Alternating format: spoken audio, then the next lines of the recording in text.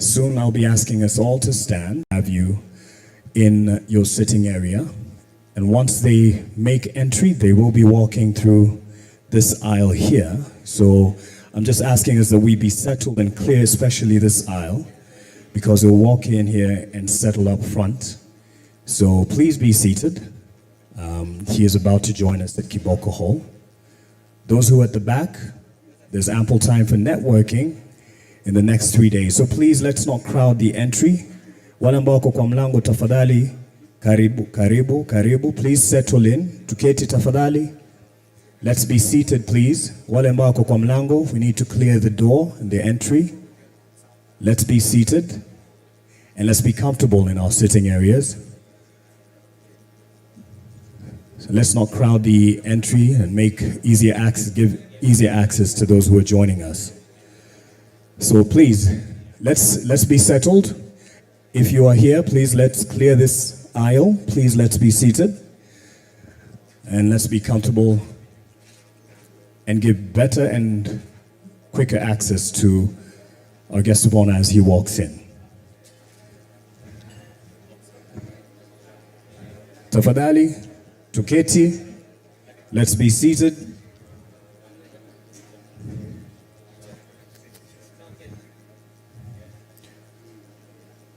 For those who are still standing and networking, tafadhali tuketi, tutakuwa na muda wa kunetwork na kujuana, catch up perhaps if you haven't seen someone in ages.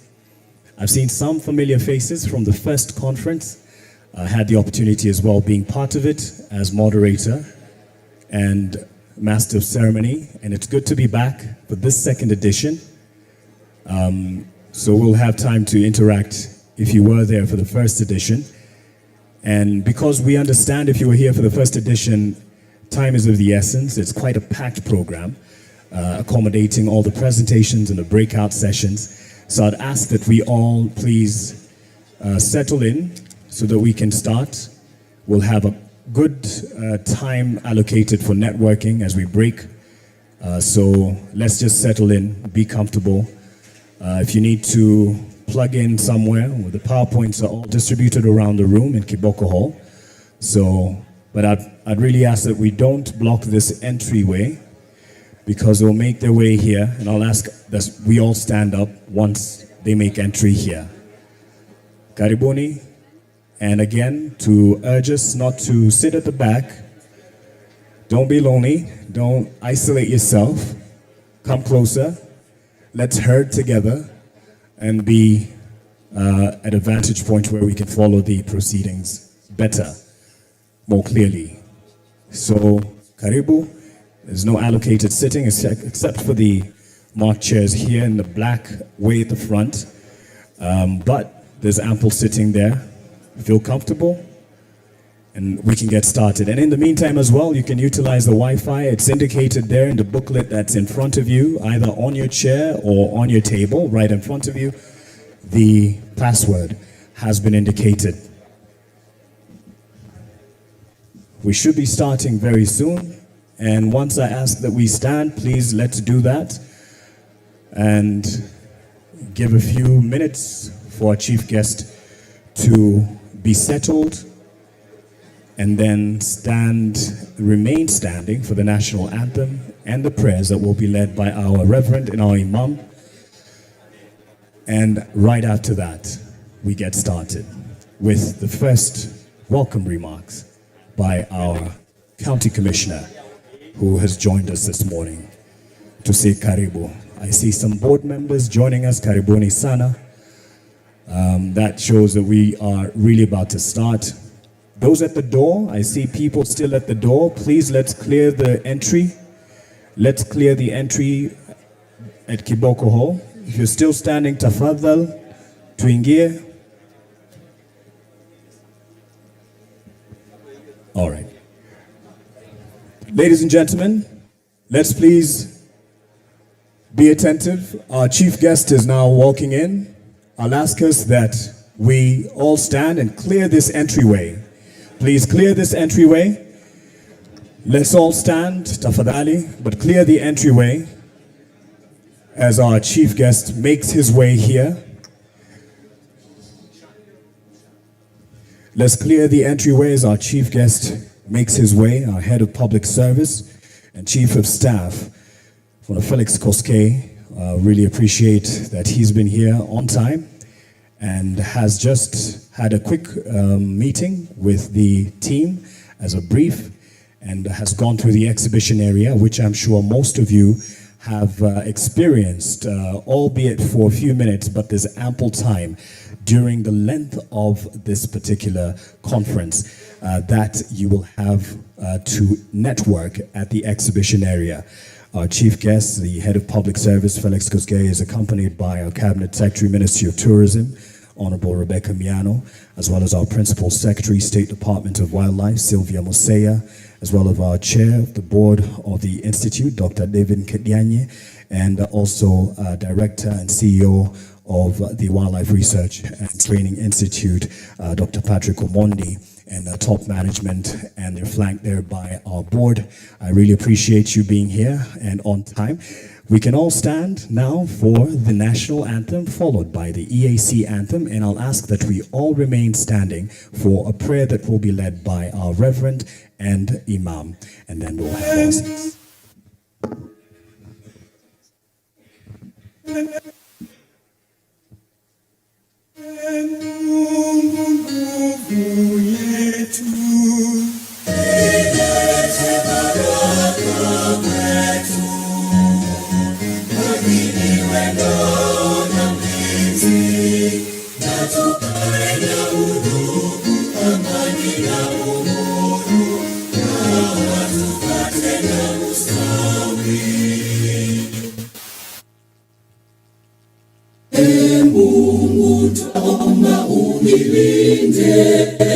Jumuiya Afrika Mashariki, tuwezeshe kuishi kwa amani, tutimize na malengo yetu. Jumuiya yetu sote tuilinde, tuajibike, tuimarike, umoja wetu ni nguzo yetu, idumu jumuiya yetu. Asanteni. Let's remain standing as I call on Reverend Paul Maveri from the United Methodist Church here in Naivasha to lead us in prayer, and Imam Adam Ali from Naivasha Town Mosque will also be next to lead us in prayer. Let us join together as we pray to our Almighty God. Father God, we want to glorify your name this morning. We want to thank you for giving us this day, this beautiful day. Father God, we want to thank you for giving us life. We want to thank you, Lord, for even giving us the sunshine and the beauty of our nation.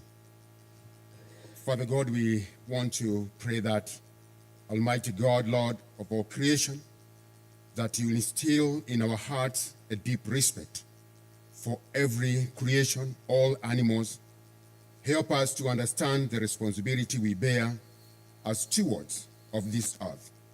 May we act justly with compassion toward all creation, recognizing that they play vital roles in your design.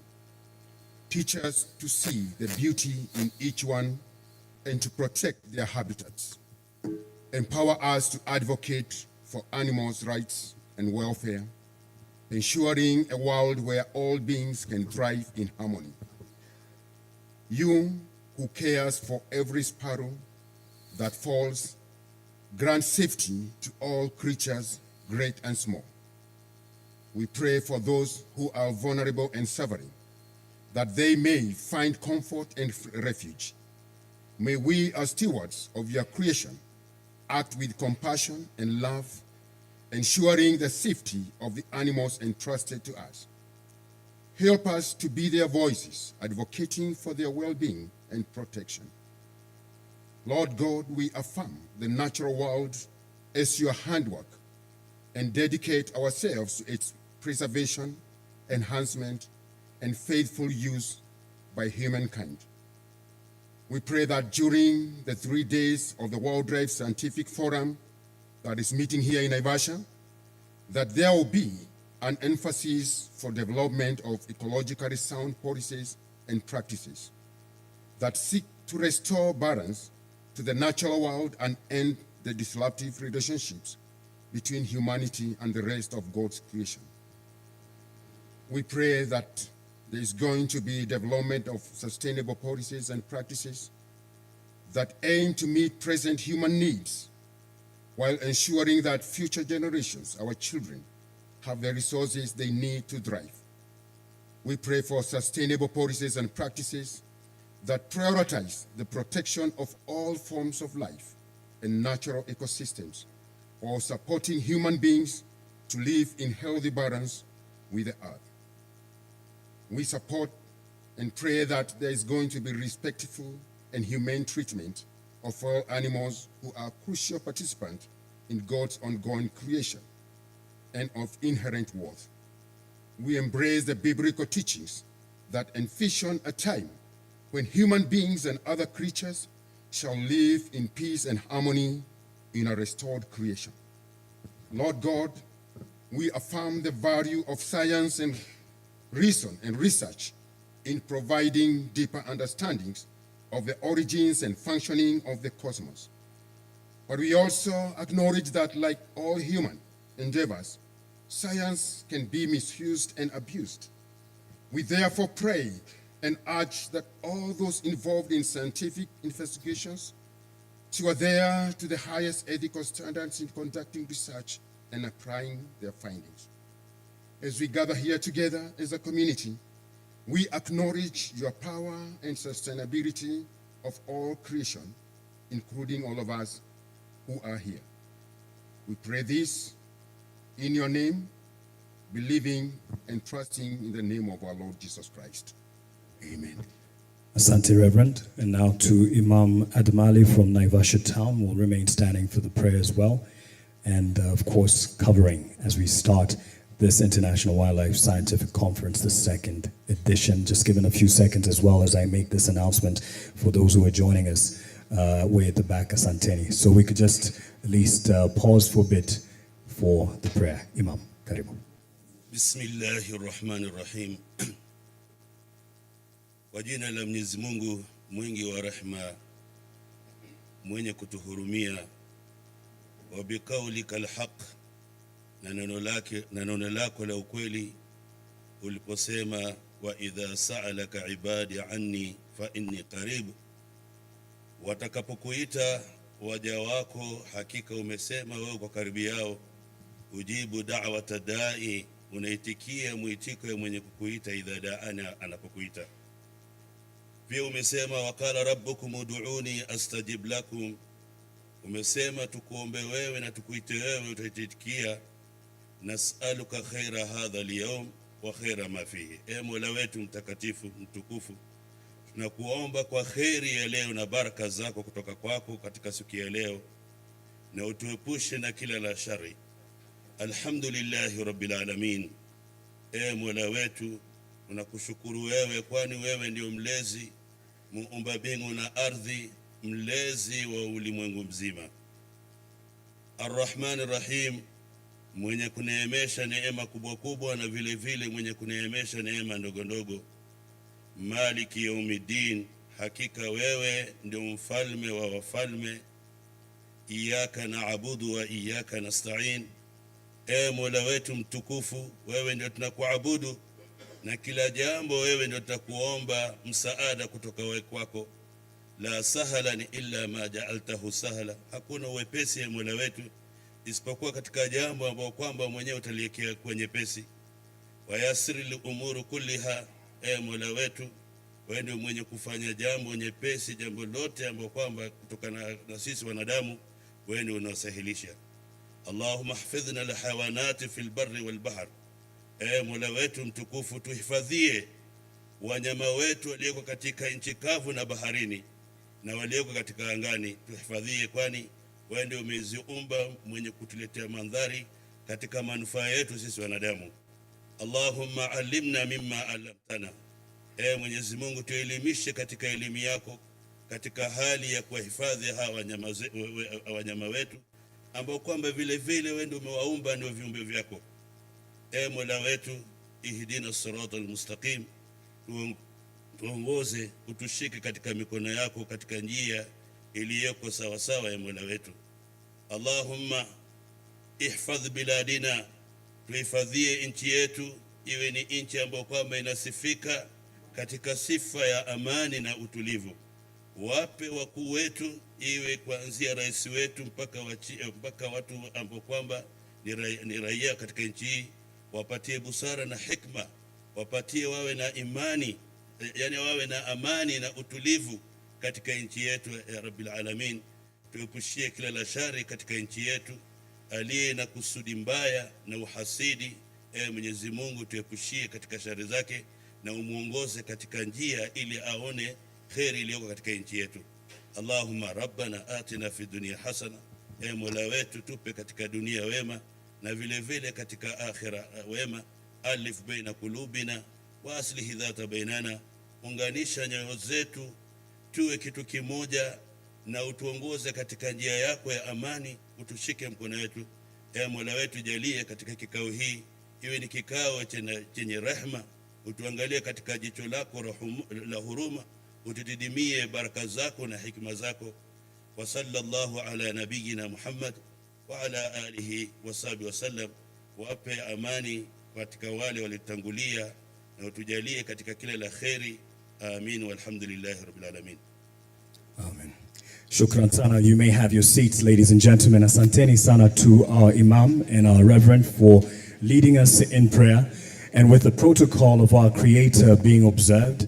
My name is Mark Masai. I'll be your moderator and master of ceremony for this second International Wildlife Scientific Conference. I've seen and I've met some familiar faces of those that we were with for the first edition right here at the same place, and familiar faces, of course, from our main speakers of the day today. So I'd like to appreciate our chief guest and chief of staff and head of public service, Bona Felix Koskei, who's come on good time, and he was here on ahead of time, man who keeps his time and his word. We appreciate you honoring this invite, sir. And also our cabinet secretary, who is, of course, our host in many respects from the Ministry of Tourism and Wildlife, who's also with our principal secretary, State Department for Wildlife, our chair of the board, our director and CEO, who has brought us here together, of WIRTI, Dr. Patrick Omondi, and of course our management and our team here, and also our DG from KWS, who will all be making remarks. But because we are in Nakuru County, we'd like to have a quick word of karibu and just a reassurance that we are all safe. And of course, we appreciate the security team that is being headed by our county commissioner, Bwana Dr. Loyford Kibara. Naweza mkaribisha aje wasalimu, and just to give you a reassurance that all is well while you are here for the next 3 days. So tumpe makofi akija tafadhali kutuambia karibu. Thank you very much. The head of the civil service, Felix Koskei, the CS in the ministry, and the PS, the board of the Kenya Wildlife, the Director General, and all of us, good morning. Mine is to welcome our guest and all of you to Naivasha and Nakuru in particular for the 3 days that you will be around here, and you will feel welcome. I think I will introduce the security team that will be with you around. I have the County Security Committee. Can salute. The sub-county, I've seen the DCC and other officers there. So welcome and feel at home here in Nakuru. Thank you so much. Brief and to the word. Direct. Asante sana to our county commissioner for your brief and quick welcome. Also, the convener of this, I'd like to ask that we put our hands together for Director and CEO Dr. Patrick Omondi of the Wildlife Research and Training Institute as he stands and comes to tell us karibu. Tumpe makofi tafadhali. Yeye ndo host wetu.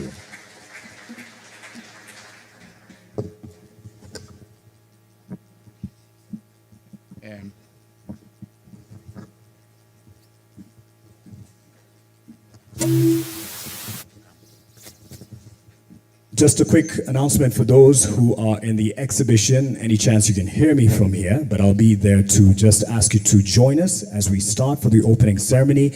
Then you can be back to man your stations, especially when we break for lunch. So we all have an opportunity to be in the room for the opening ceremony. Then after we break for lunch, when people now start to move around for the breakouts and what have you, you can be manning your station. So anyone who's still at the exhibition area, and if we have team on the ground, tafadhali unaweza waeleza, join us for this opening ceremony.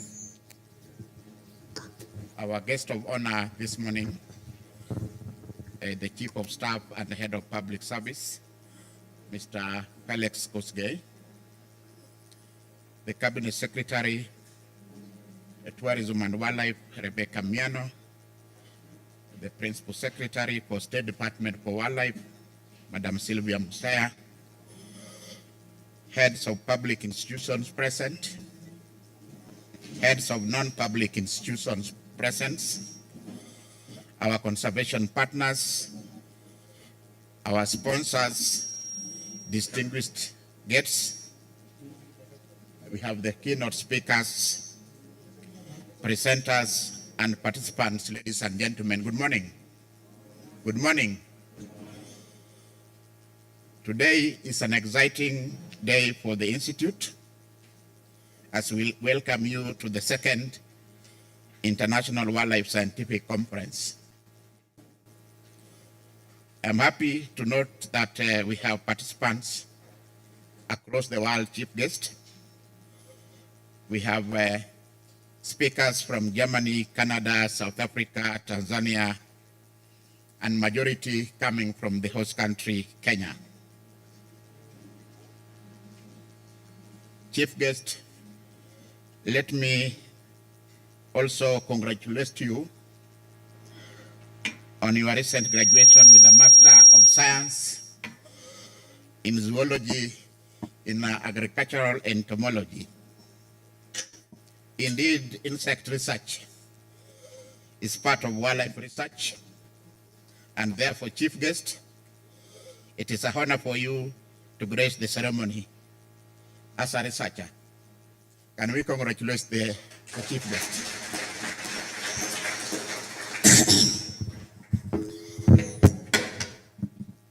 The Institute is honored to host this important event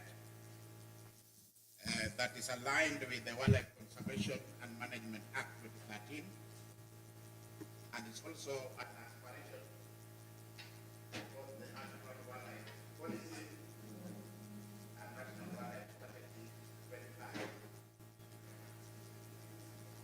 Our first ever scientific conference in the country was held 2 years ago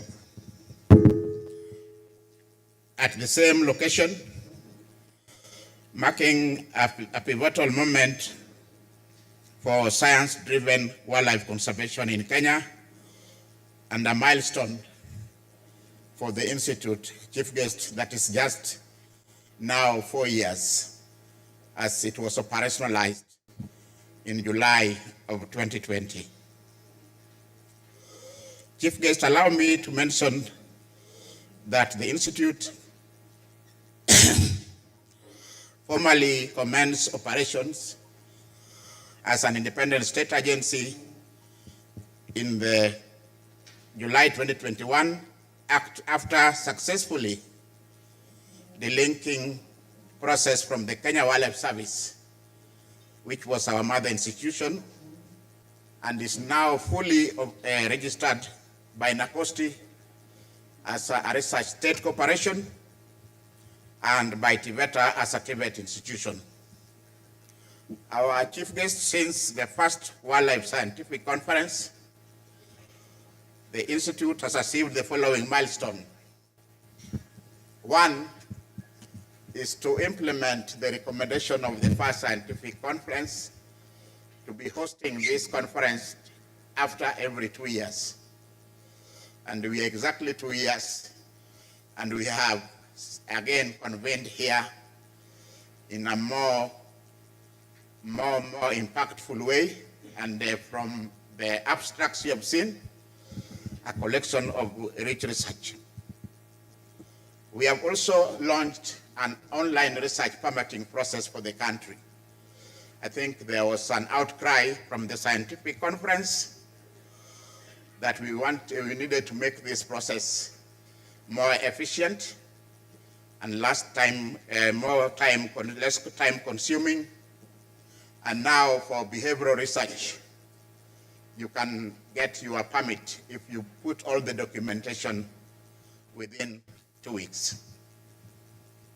Chief Guest, one of the other things that we have done, we were taxed by the law to bring scientific information and data into one data portal. And through the support of the government, we've been developing a national wildlife data portal. We have a prototype that is now bringing wildlife information into one database. And we envision to complete this by the end of this financial year. And again, I want to thank your office because this has been fully supported by the national government. And also upon realization that the challenges that face the wildlife sector can only be addressed through science-driven information. The other milestone since our scientific conference was that we have finalized the second national wildlife census, which was again fully supported by the government. And we have finalized the report and it will be launched shortly by His Excellency once it is peer reviewed, because it is the peer review stage. In collaboration with IUCN, we have initiated the process of developing a national red list of species, because from the first national census, we found that species that are globally of least concern, nationally they concern us. We have endemic species like roan antelope and roma. We have less than 30 individuals. We have sable antelopes only found in Shimba Hills. There are less than 100 individuals left. Globally, there are species of least concern, but for us, they are critically endangered, and that calls for a national red list for species. It was a recommendation of the last scientific conference, and we are embarking on doing that. Chief Guest, turning my focus on today's event, we are gathered here with a very clear objective: fostering dialogue on pressing issues in the wildlife sector, showcasing scientific research and innovation, and sharing knowledge and experiences to inform better policy and practice locally and globally. Allow me to end with a sincere appreciation to the leadership of the Ministry of Tourism and Wildlife, led by the Cabinet Secretary, Hon. Rebecca Miano, and the PS, for the great support to ensure the conference was actualized. I also thank the board of the Institute, the partners, and all the participants, and more so the conference planning committee. Chief Guest, if you allow, I will just ask them to stand, because we started planning immediately after the scientific conference, and that's why we are at Lake Naivasha Resort, because we started immediately and we've been able to actualize the dream of the scientists, the policymakers and managers that convened here in 2 years. So the planning committee that was multi-agency, can they just stand up and be appreciated? Let's appreciate them as well with an applause. It's taken months of planning. Asante. I therefore look forward to a most fruitful scientific engagement with more better recommendation. Thank you, Chief Guest, and thank you, colleagues, for listening. Asante sana. To our director, I'm told you have the distinct opportunity now to call on our CS to give us her remarks as we move on. To our director, unaweza muita CS aje.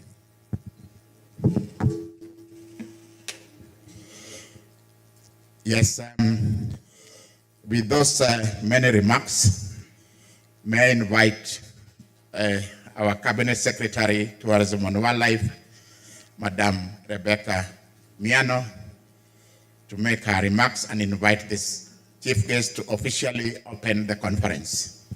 Thank you. Let's appreciate it with an applause. Asante.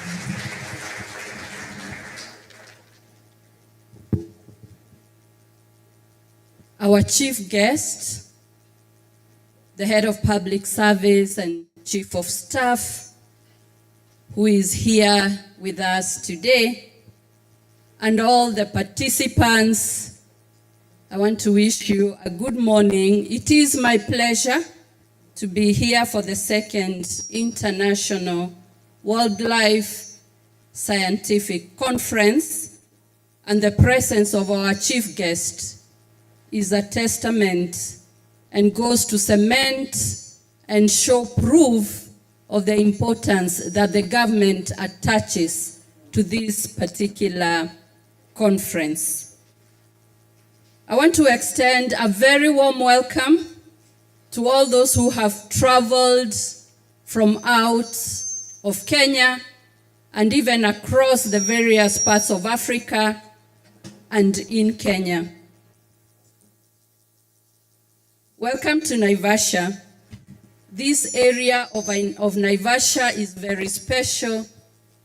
It is an area of many contrasts.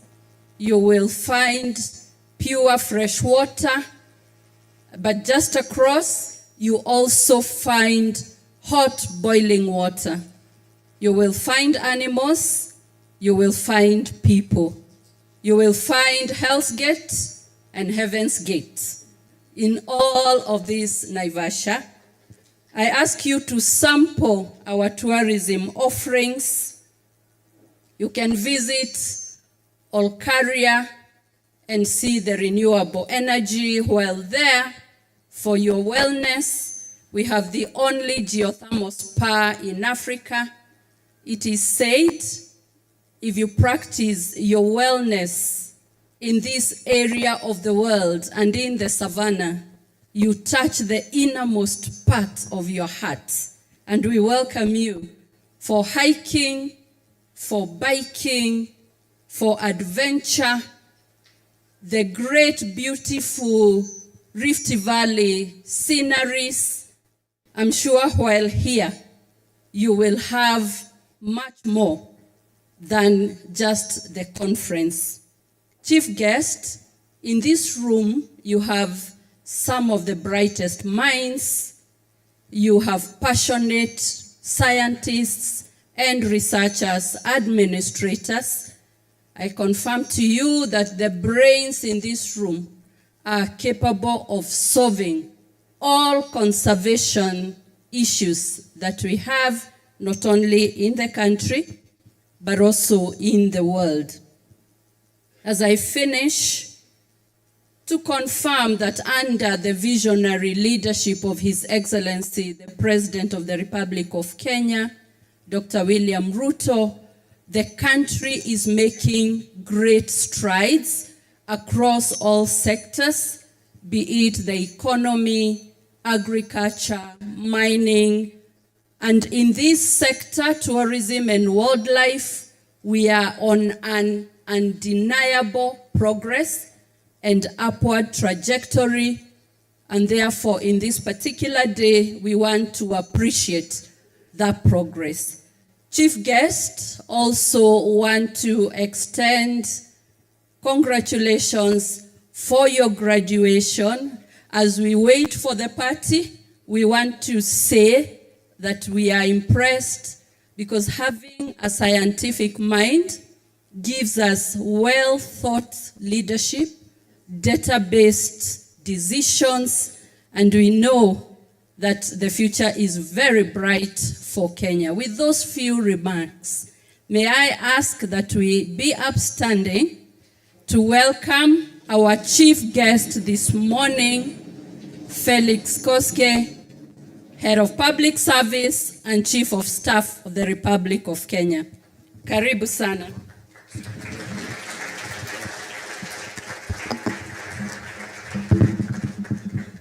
Thank you very much. You may get seated.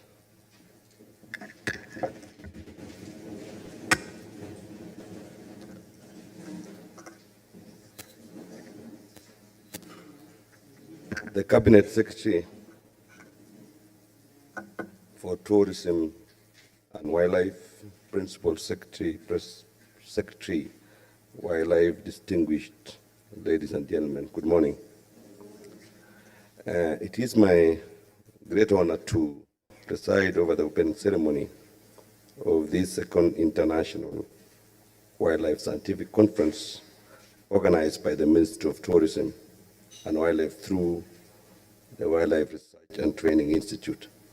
Firstly, I congratulate the Ministry and the Institute for organizing this important conference, which underscores the global significance of our shared mission, and that is harnessing innovations in wildlife science for sustainable biodiversity conservation and social economic development.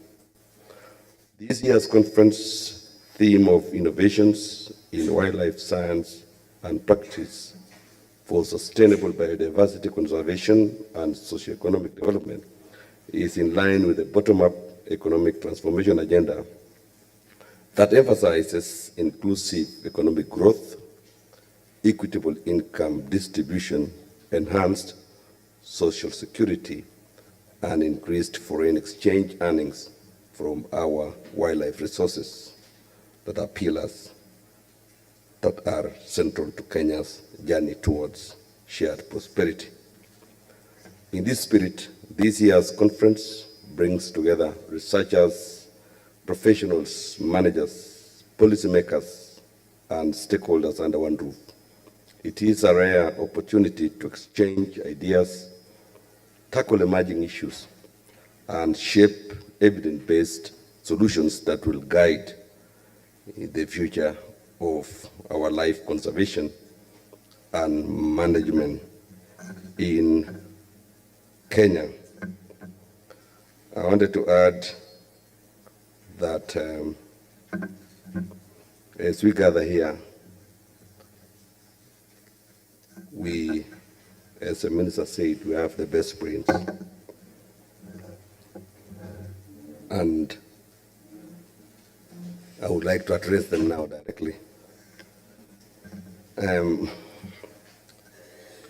Distinguished scientists, esteemed colleagues, and fellow champions of our planet's wild heritage, it is a profound honor to stand before you today. You are the vanguard of global effort, the minds that illuminate the intricate web of life, and the hands that build the framework for its preservation. The work you do, often in isolation, in labs, in the field, and in the quiet of your studies, is the bedrock upon which all conservation action rests. We meet at a critical juncture. The data is clear, and it is sobering. We are in the midst of a biodiversity crisis of unprecedented scale, driven by habitat loss, climate change, pollution, and unsustainable exploitation.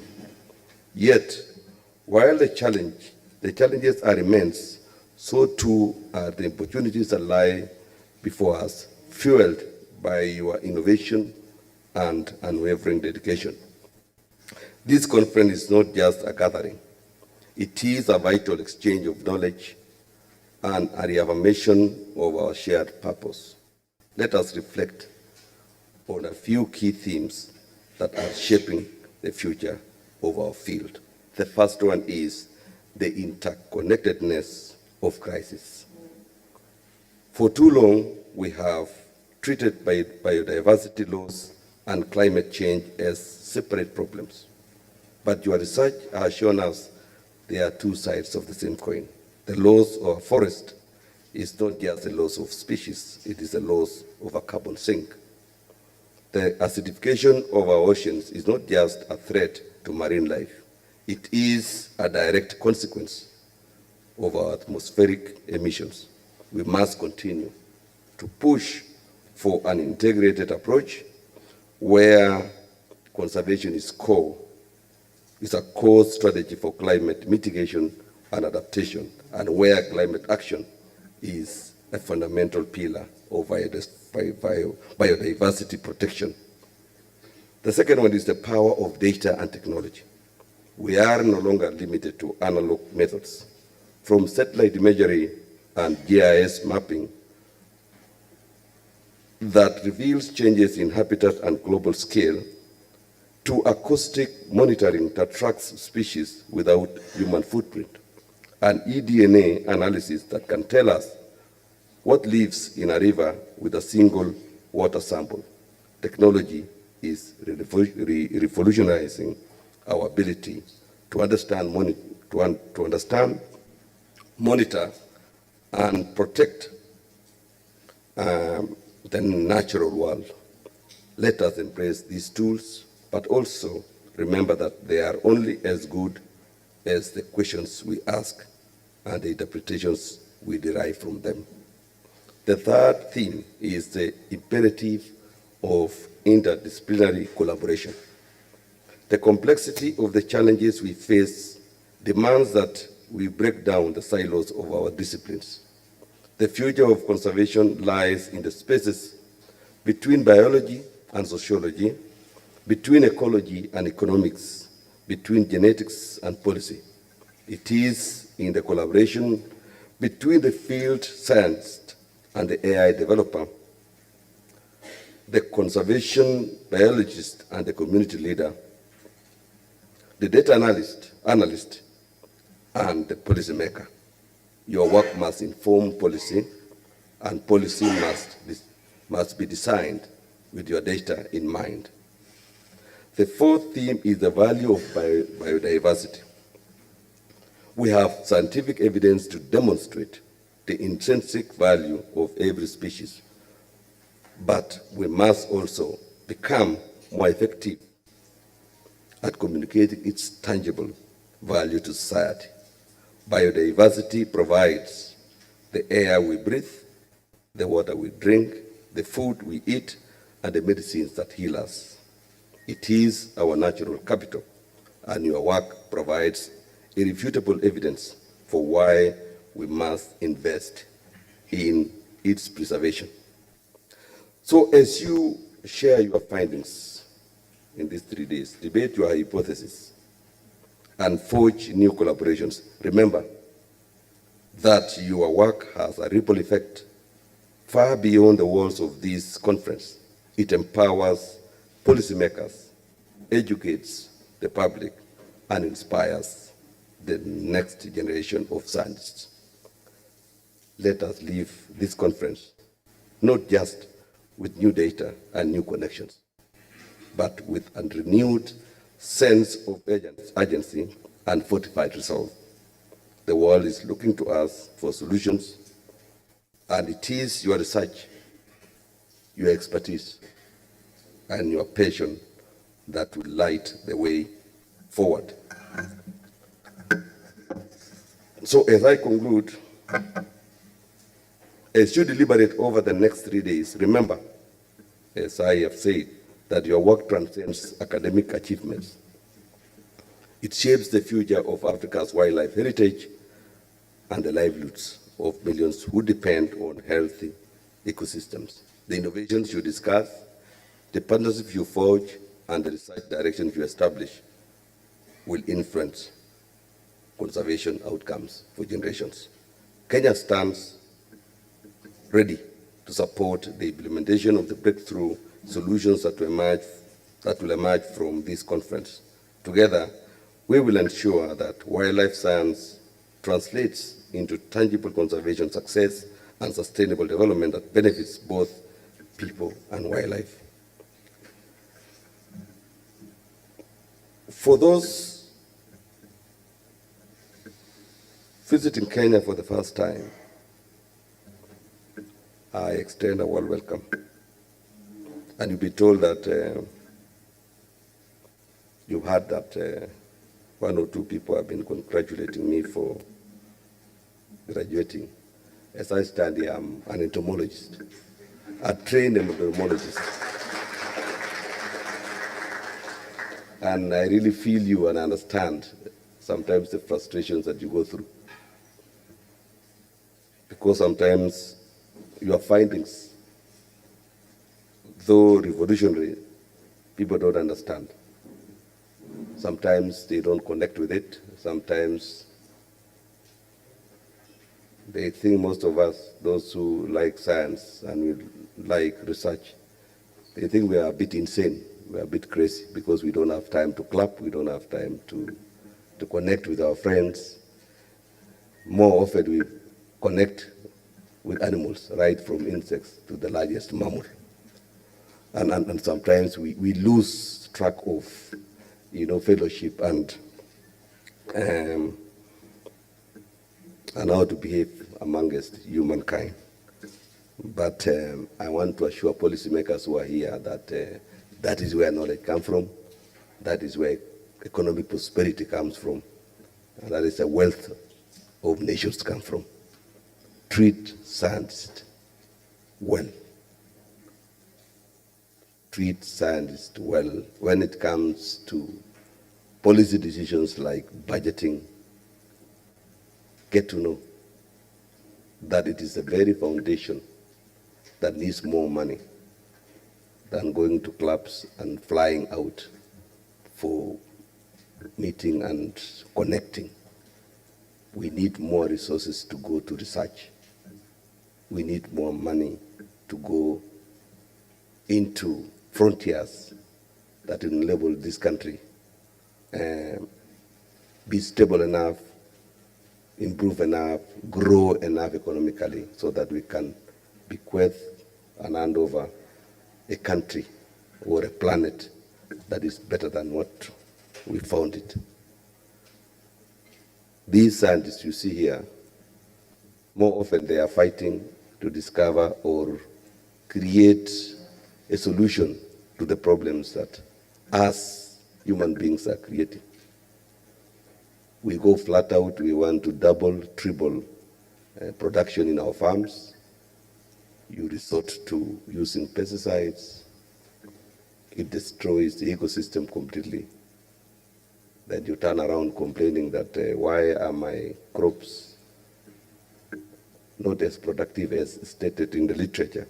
And yet you are forgetting that you have killed all the pollinators around. So who will make it? What will make it work? These are critical things that sometimes we need to ask. So we want each and every human being in this planet to be a scientist first, and then you become whatever you want to be later.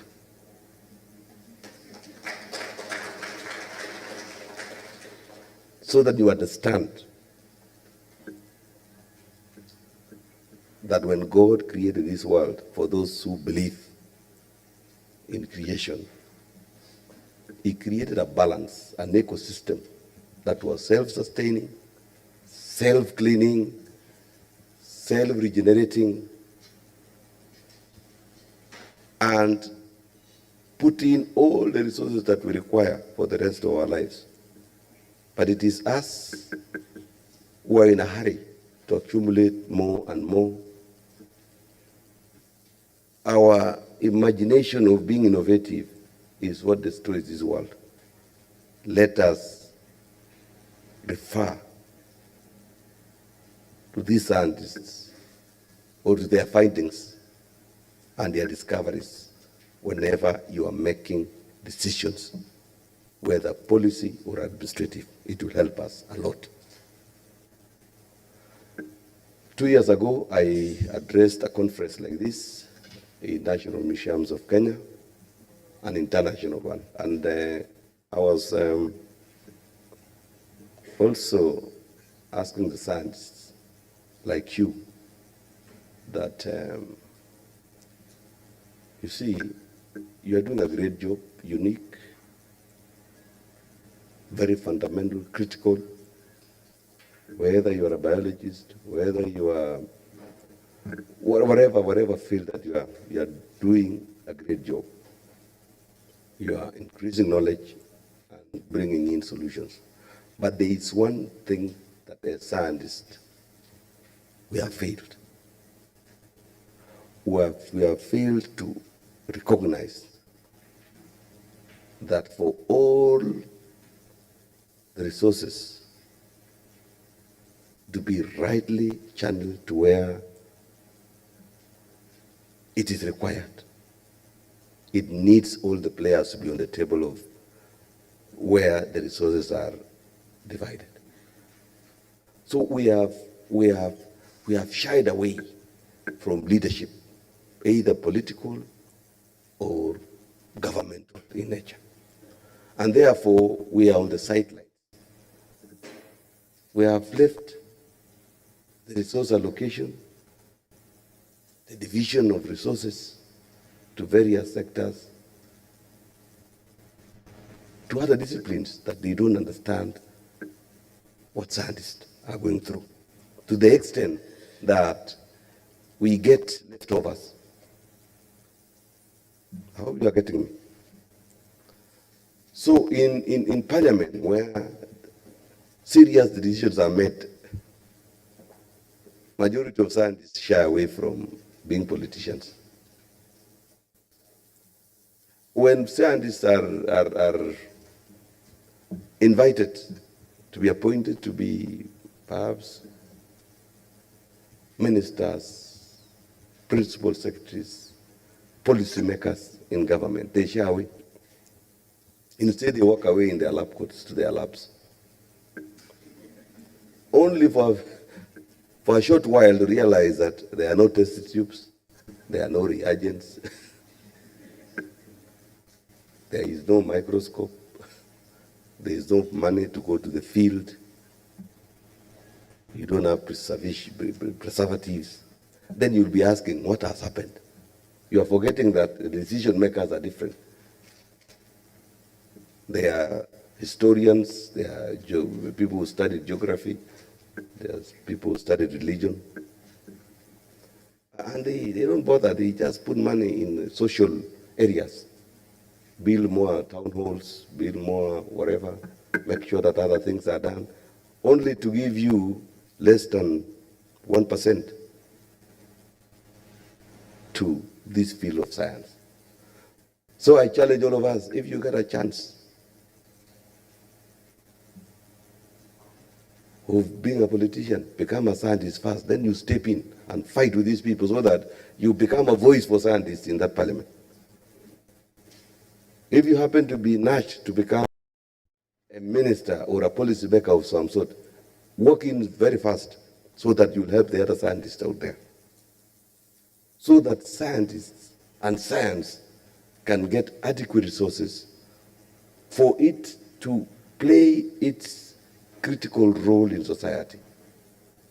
I want to urge all of us, let us rethink, let us engage our policymakers, let us ensure that the table of resource allocation, we are there for those who are able to do.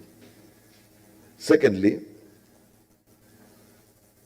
we have taken a long time to realize that what we do in those labs and sometimes lecture halls don't reach the common person, the public, to the extent that whenever we call for a scientific conference, we come to talk to ourselves. We get somebody from Canada, somebody from same field, related area, from Argentina, from Thailand. We come and talk to ourselves, we finalize, we clap, and we go. People don't know what we are doing. They don't even understand. They don't get to know what is happening. They don't know the discoveries of last year. They don't know the findings. They don't know even the projects that are going on. We need to go out. We need to start having as many symposia as possible. We need to have as many conferences as possible. We need to be inviting policymakers, politicians, decision makers in critical government institutions, leaders of industry, captains of industry, top businessmen. We invite them to come and listen and get to know what we are doing, so that wherever they are, whatever influence they have, they can use their influence in favor of our field, so that we cut enough resources, we get buy-in from the public, we get to connect the public that we are working tirelessly for in terms of, researching, coming up with solutions of various issues, connecting them with what we are doing, not to wait until your discovery is taken up by some industry, they convert it into a commercial product, and that is when now the public gets it. They don't know where it came from, they don't know who did it, and they don't know how it came about. We need to have a conversation as scientists so that the public knows that as much as you need to put more money in roads, energy, and water, we need to put more money in research and research institutions for the posterity and development of the world. So may I end by, saying that for those visiting Kenya for the first time, I really extend a special welcome.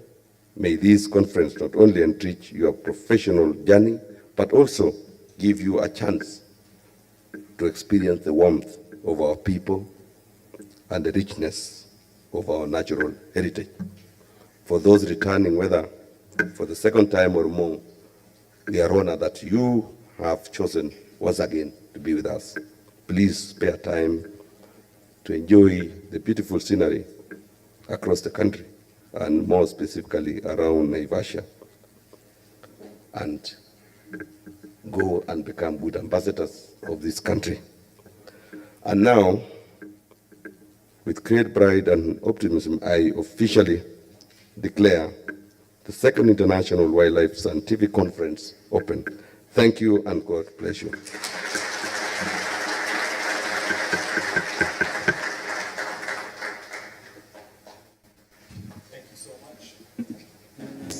Thank you so much to not only our head of public service, chief of staff, chief guest, but the newest entomologist in town. So congratulations, sir.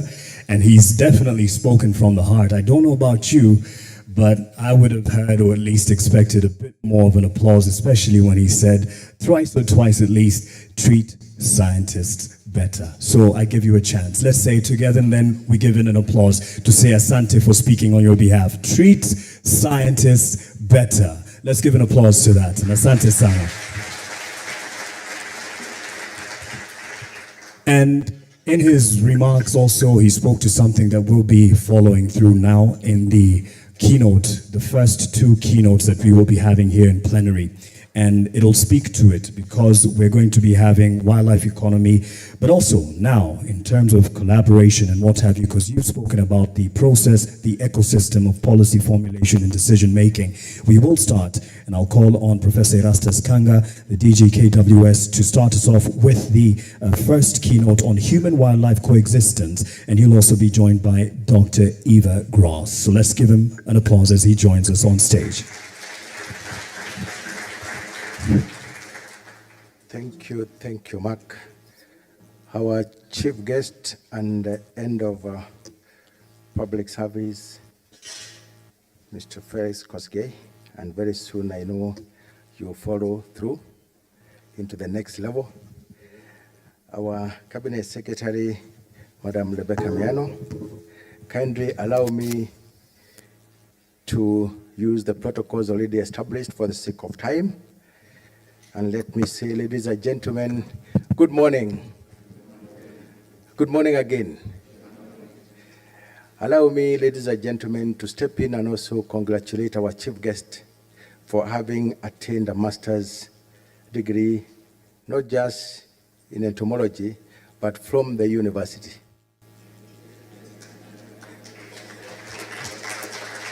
The University of Nairobi is where men and women of substance are made.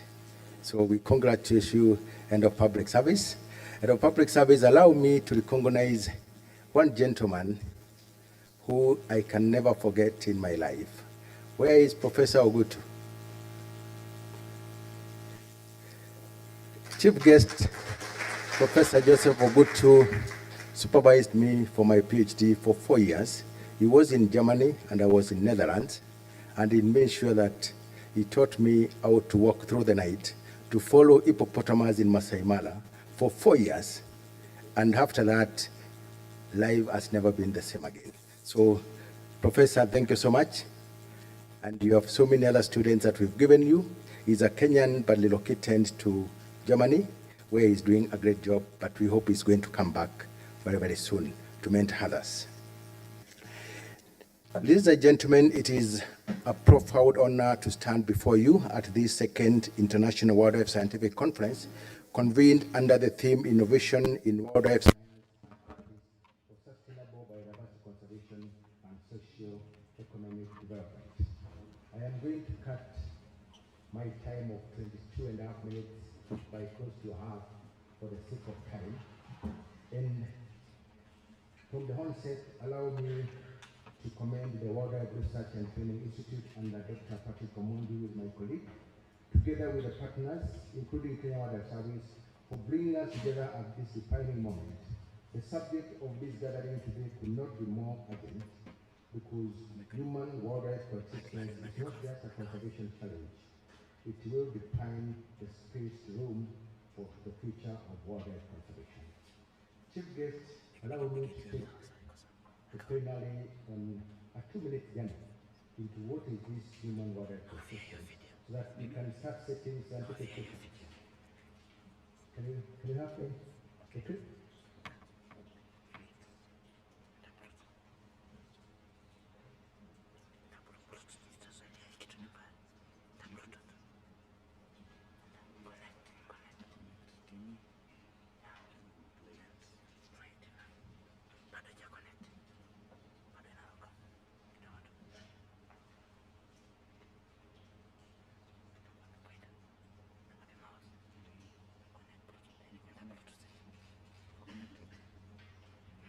Let's give up on technology.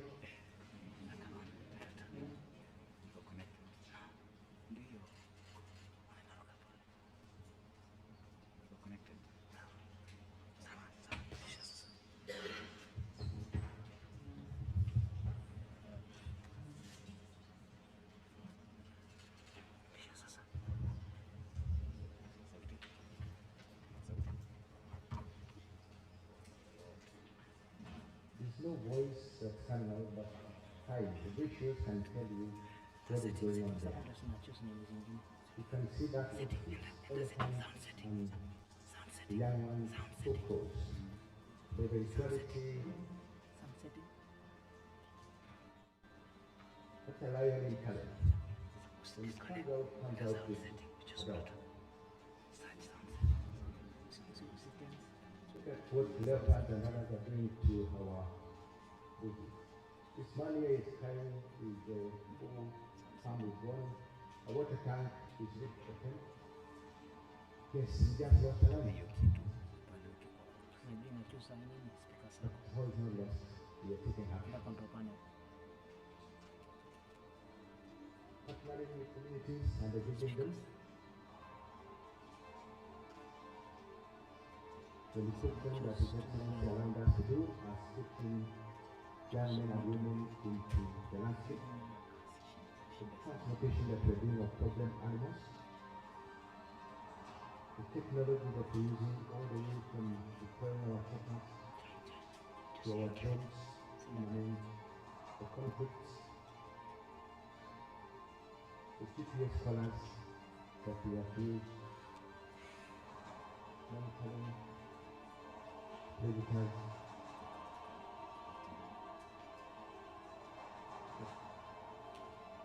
the agriculture technology, we are able to account for where elephants and lions from between the trees and red predators.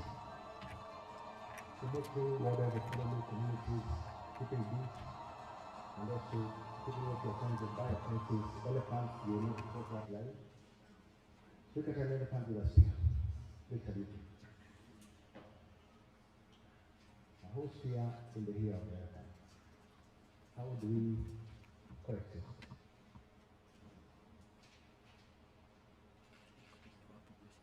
Look at that elephant with a snare. Look at that regular, huge and full. Look at that buffalo with a snare on the neck. Look at that giraffe, dead on the front. We are here to talk about coexistence. And the images are clear, we consider. But the good news is that Kenya is a land rich in biodiversity, but that biodiversity is threatened. From the rolling savannas packed with elephants and lions, to the Rift Valley lakes alive with flamingos, to the coral reefs of the Indian Ocean, to the snow-capped Mount Kenya, our country is a living hub of creation.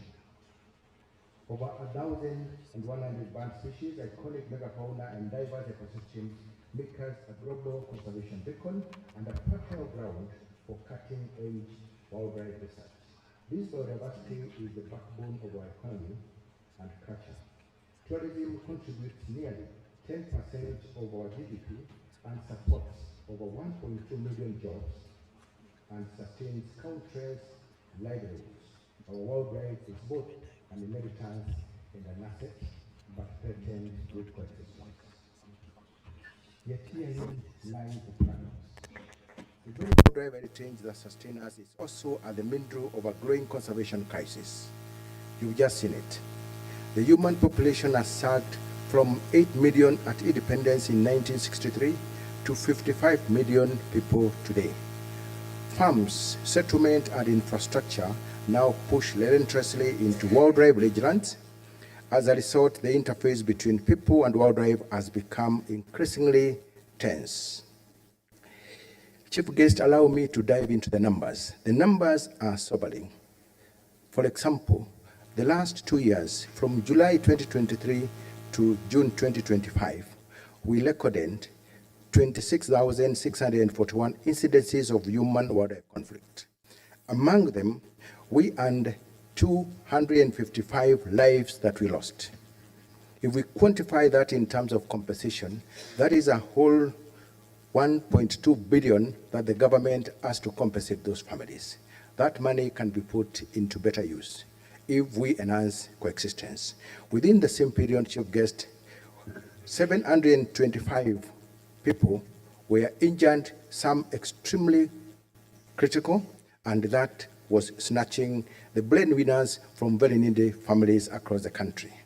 Within the same period, ladies and gentlemen, 9,300 farms suffered crop destruction, and that undermined food security that His Excellency the President is telling us we must assure our communities have. Within the same period, we had 5,200 incidences of livestock predations. You've seen it here. And that is destabilizing the pastoral livelihoods. And communities reported over 1,000 cases of property damage and nearly 10,000 direct threats. On the other side of the coin, we lost 911 wildlife through our mortalities that we recorded and those who are arising from conflict, suppressing our numbers. And we've seen it there. This means that on average, 36 incidences occurred every single day over the past 2 years. How do we reduce that? How do we use science to make sure that those incidences are brought to the bare minimum? Chief Guest, these are not abstract statistics. They are broken families.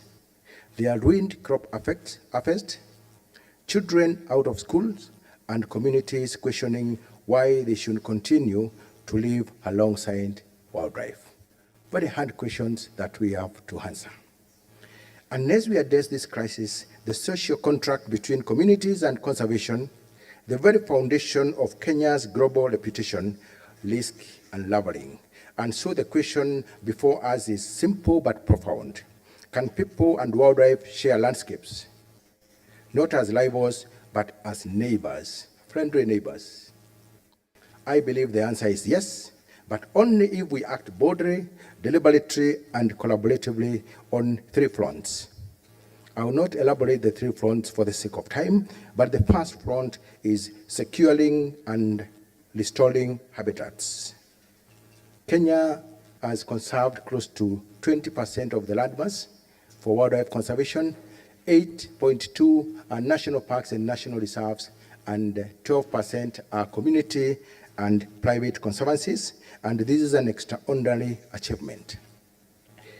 For example, the Kiteden Corridor, which is in Amboseli, has kept migrations alive against immense pressure, while the sand example in Nairobi National Park and Kapiti Plain, that corridor has crossed, rendering movement of wildlife between the park and Kapiti completely impossible. His Excellency the President is intervening. It's an expensive venture, but the question is, where didn't the rain start beating us? The government's 15 billion trees is not just a carbon sequestration. It is a restoration. It is about restoration of our rangeland, replenishing our rivers, and buffering human settlement. But the truth is, unless we secure and expand ecological spaces, human-wildlife conflict will only intensify. Therefore, habitat security is the first insurance policy for coexistence. The next thing that we need to do, ladies and gentlemen, is to empower our communities. The severest impact of human-wildlife conflict are borne by the small-scale farmers and pastoralists and households living at the forefront. You've seen it here. They are both the victims and the potential custodians of wildlife. We can turn the coin on either side and we take advantage of the communities.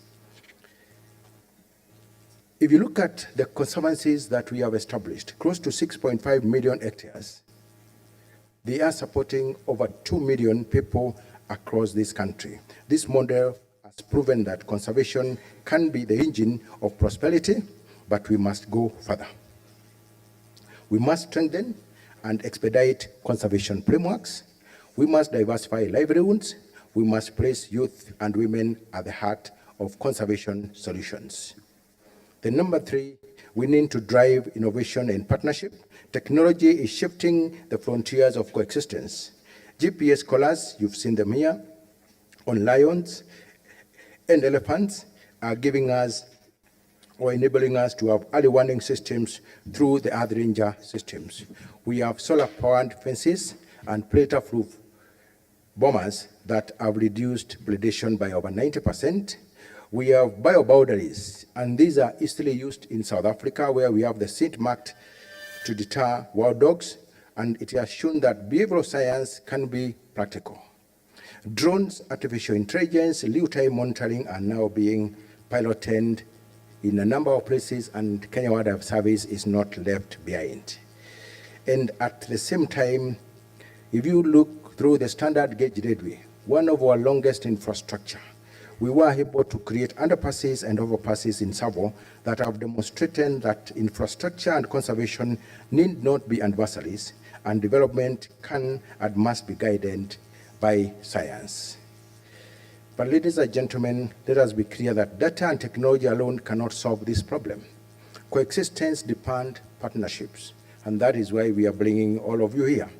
Partnerships between government, communities, researchers, the private sector, and our international allies. No single actor can carry this burden alone. And coexistence is not easy, and this is my call to action.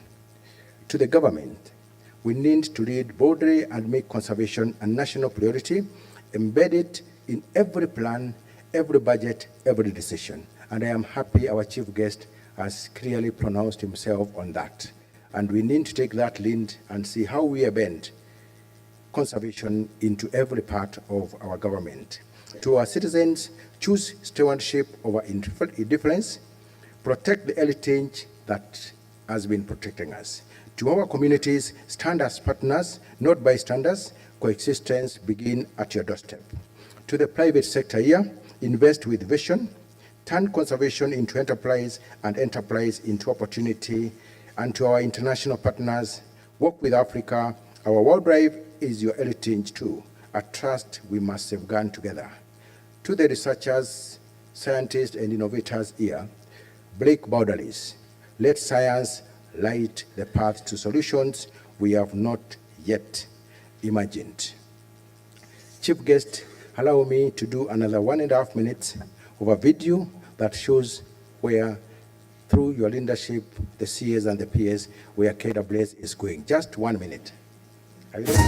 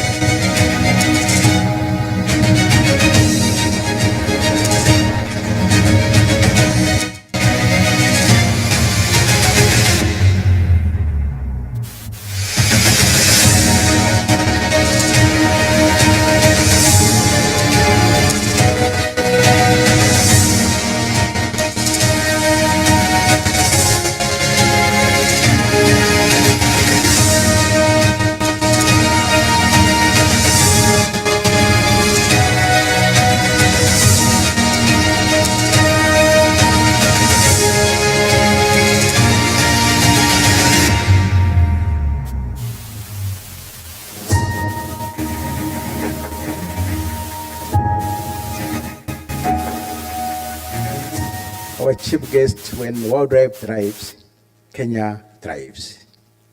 Thank you very much, ladies and gentlemen. Let us ensure that we leave behind not a story of conflict, but a legacy of coexistence, thriving wildlife, secure communities, and resilient ecosystem for all forever. Thank you very much. Asante.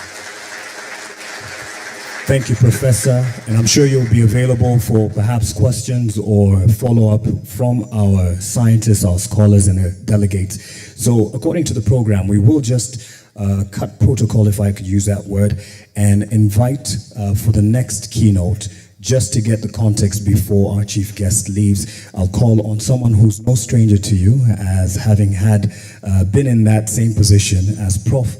and Dr. Julius Kipngetich, former DG KWS. Karibu sana. He's no stranger to all of us. Let's put our hands together as he makes his keynote on wildlife economy. And then I'll call on Dr. Eva and then Richard later on once we exit for a quick photo op. Okay, thank you very much. Our chief guest and the minister and the PS. It's a great pleasure for me to come back to the wildlife sector again. I've been tanga-tangering in other places. It's good to be back. I'm also happy about people like Patrick. We nurtured him. Now he's the chief guest, the boss here. Kanga. Kanga was a killed by my PA. Now he's the DG himself. Well done. Interact with the scientists like Dr. Ngedienye. So, and all of you, it's always a great pleasure to be back. And I've been told to talk about economics. For me, of course, that's my area. And I had strayed into wildlife, okay?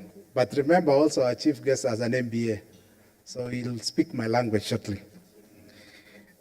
So we are here to talk about the boundary between what Kanga was saying and what business requires. Because if that coexistence, that imbalance exists, then we'll have the kind of numbers he was talking about, the conflicts. Those conflicts arise because one side of the coin has not been taken care of, and that is the economics of it. If you look at, for example, tea, okay? Tea and coffee is being displaced in Kiambu by what? Real estate.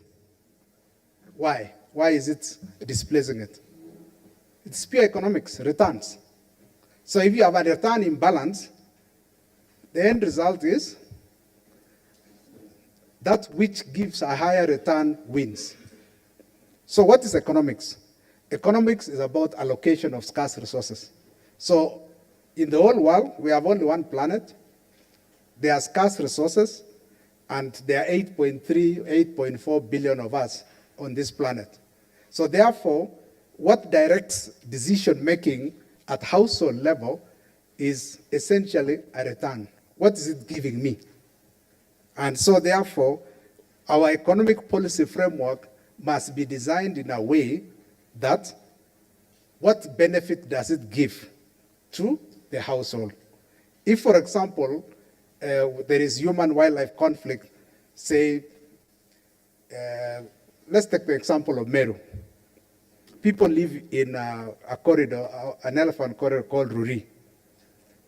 Now, the household are living there and they are planting maize and coffee, and then now elephants come, and then the wananchi say, the state, which one do you want? Okay? Of course, the elephant loses because essentially it's not giving that household any income. So we need then to then ask ourselves today, as we then look at human-wildlife coexistence, there must be a defined benefit to the wananchi. If there is no defined benefit, it will always lead to that clash.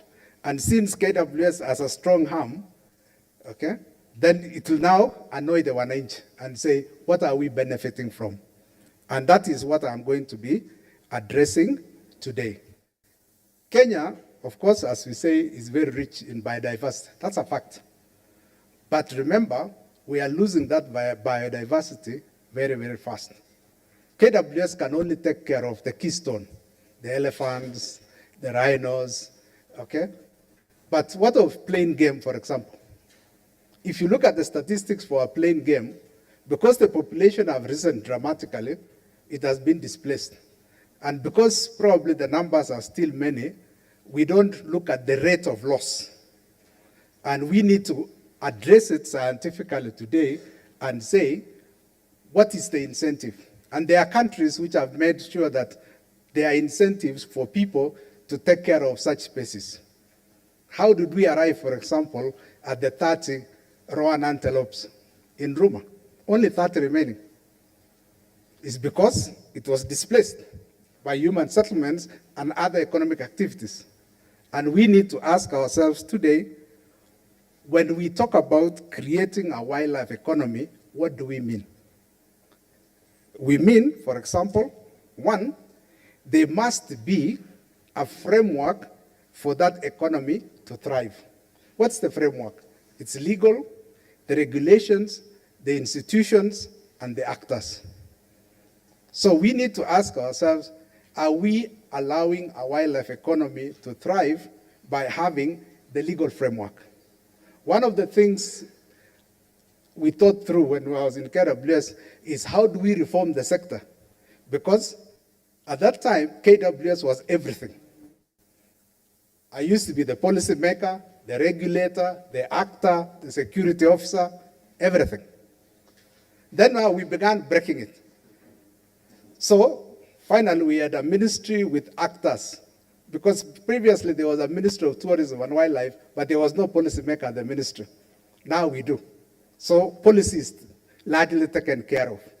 Now the only missing link, our chief guest, is a regulator. We don't have a wildlife regulator. And so a regulator is a critical component for an economy to thrive. If you look at, say, the telecom industry, we have competition, the Communication Commission Authority or Communication Authority. Now, the purpose of a regulator is now to make sure that there is fairness in the industry. So, one of the institutions I would recommend is the creation of a wildlife regulator.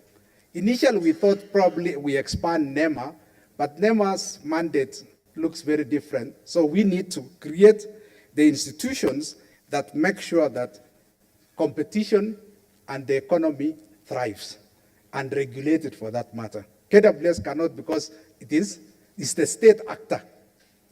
It cannot regulate the industry. Then We also need now the actors. How do we encourage the actors? KWS is one of those actors, but we are slow in recognizing and encouraging other actors. For example, the community conservancies are still very low in capacity, so we need to deliberately build the capacity of communities to stand on their own feet. I stand here also as the chair of NRT. NRT is the biggest grouping of community conservancies, but their income is still too low because a few of them, out of the 45 conservancies, only a few, probably around 14, can stand on their own feet. The rest cannot, because their economic activities have not risen enough for them to make enough money. So we need then to figure out how are we going to make them rise. Then the other thing is the private ranchers.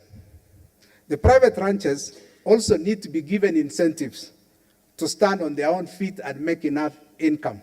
If they can't make enough income, communities and the private ranchers, they will now think of alternatives. They would think of real estate. And you see, for example, if you look at the activities around Nanyuki, it's because real estate is giving higher income, and eventually it's going to displace wildlife if then we don't institute the policy reforms required for that economy to thrive. If you look at the wildlife benefits now allowed by law, number one is tourism. Now, tourism cannot be the only driver, because if it's the only driver, then we can only view it. And then what happens if I am hungry at the household level? Na kuna swara hapo. I'll eat it. KWS will come and arrest me and like, okay, I go to jail, but you will feed me in jail. Where will you get the money to pay? So the key question is, we must then expand the wildlife pie beyond tourism. Okay? And so what are we proposing? Let's learn from other economies. There used to be hunting, and I hate hunting with a passion, up to 1977. Okay? In the Southern African states, they do. Now, should we allow it? For now, the answer is no, because first of all, it's repugnant, but we don't have the rules strong enough for us to allow it to happen. The circumstances for which President Jomo Kenyatta banned it in 1977 have not changed. But what of the other aspects of wildlife economy? So we need to look at consumptive utilization as an alternative so that people can benefit, so that they can take care of that wildlife in the same way KWS does. So, for example, we need to then change some rules. Why should, for example, we say in an act that the state is the only custodian and owner of wildlife? Why can't communities own it in the same way they own their cows? If you change that, just one change, head of public service, if you just change that, people then will farm swaras, and they will not see them as a menace. They will now say, I have 20 this year, next year I have 40, I can release 10, guided by Omondi, the researcher, and the same tourists can go to Carnival and have a sumptuous meal of a swara. If you open that, it changes the economic dynamics. The actors will not see them as enemies. The actors see them as a resource like coffee, a resource like tea, a resource like dairy, like any other. So we need to think creatively and say, how will these things happen? Those things will happen if you strengthen the institutions that govern the regulation. They must be effective, staffed with the right people, and also they must be corruption-free. If you have actors who mean well, you will have a thriving wildlife economy. Now, there are a few things that we then must consider so that the wildlife economy can work and work well. Number one is pricing. Now, this pricing issue has been debated ever since I was in KWS. I remember when I entered KWS, the entry to the parks was $27. The premier parks, Nakuru, Amboseli, and Masai Mara. We did a research, and the research showed that guests were willing to pay up to $500 to enter our national parks. And the lowest quote was, I think it was 120. If you look at it today, countries that have understood this pricing strategy are now getting more resources and can be shared by the government and the communities. A good example is Rwanda. Rwanda, access to the gorillas, by the way, there are only 13 families thereabout, is $1,500 for a party of 8 for 1 hour per day. I know, Waziri, you supported Masai Mara, Nara County, when they raised their prices to 200. For me, it should be a little higher. Reason is the scarcity of Masai Mara needs to be understood.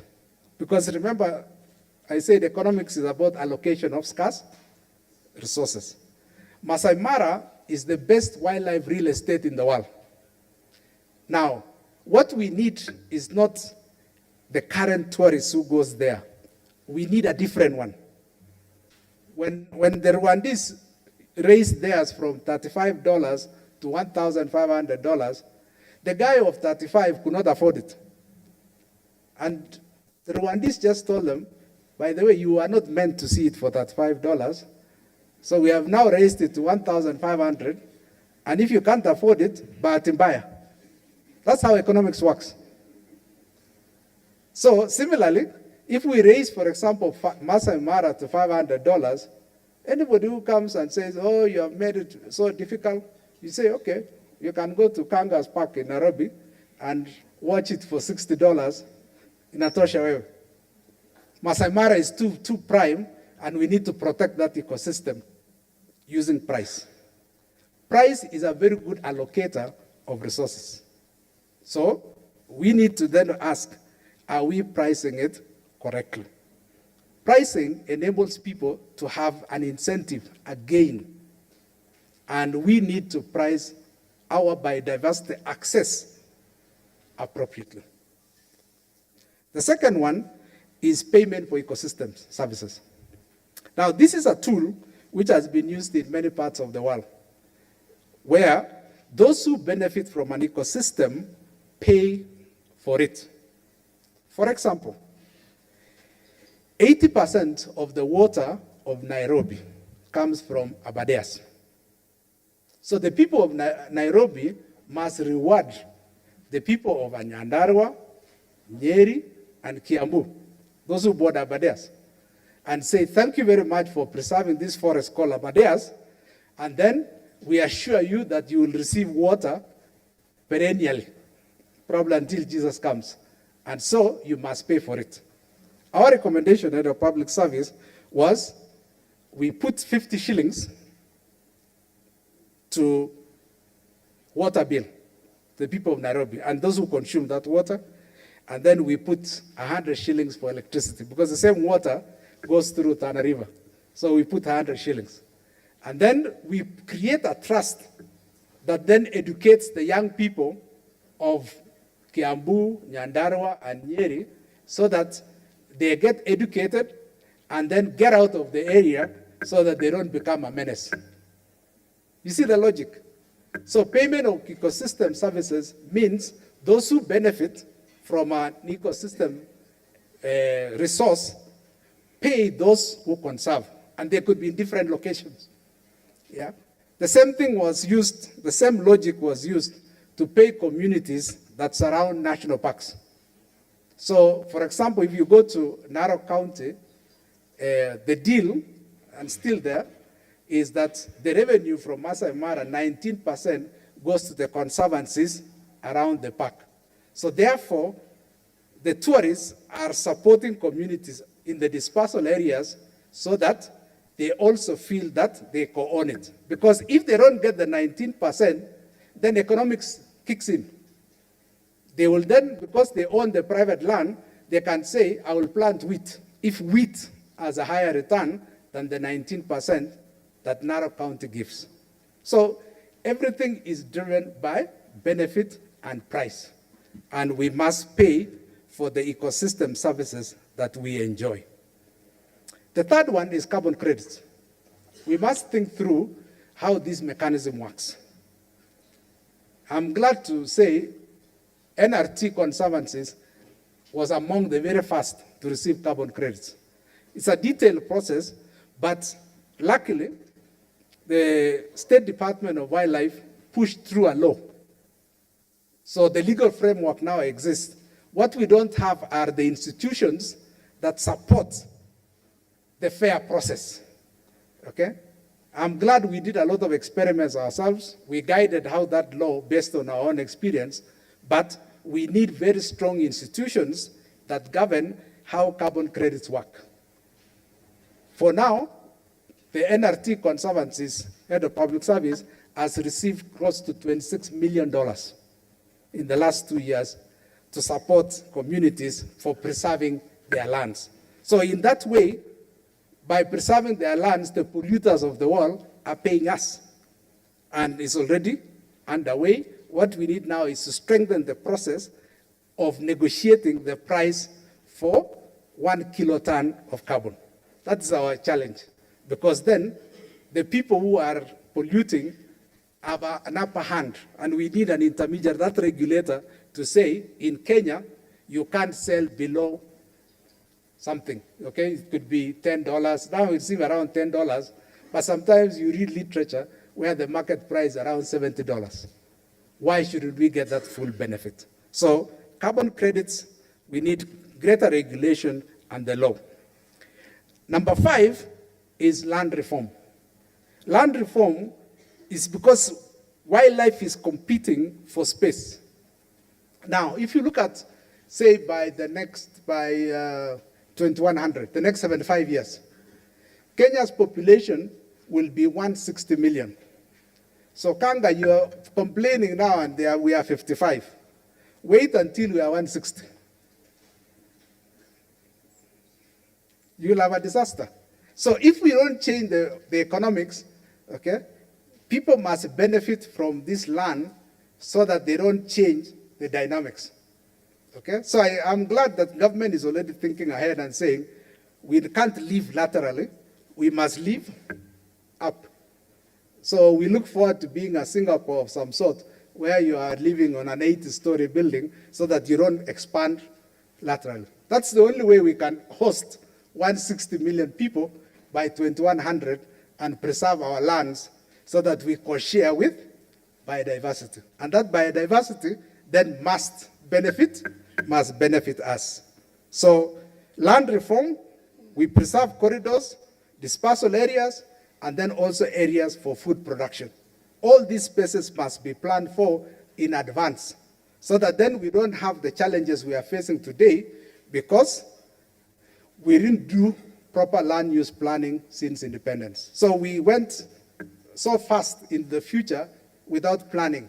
All these challenges that we are facing stem from non-proper use of land in the country. Then the other one is, number 5, is what the chief guest talked about, research.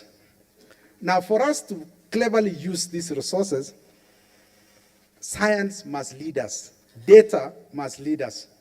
Now if you look at countries that have invested heavily in research over the years, they literally rule the world today. So the country with the highest percentage of research relative to GDP is Israel. The figure is 6%. So they spend 6% of GDP in research. So look at how strong they are in the world today. Okay? I read somewhere over the weekend they were threatening China. So Israel is 4% the size of Kenya and is threatening a country, okay, which is a third of Africa, 9.9 million square kilometers. Now, a lot of the things they have are products of incredible research and science. So we can do the same here by supporting wildlife research and all other research institutes, okay? I think, Chief Guest, our figure now is around 0.3% of our GDP is expended in research.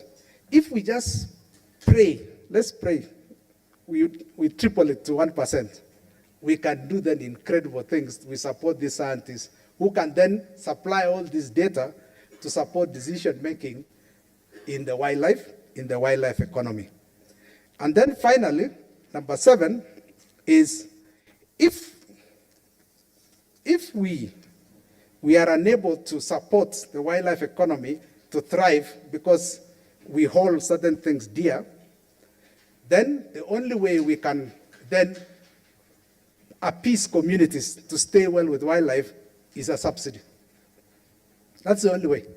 Because if we cannot allow them to make proper economic decisions, say a conservancy or a wildlife ranch or KWS to support national parks by charging appropriate prices, the only way is a subsidy.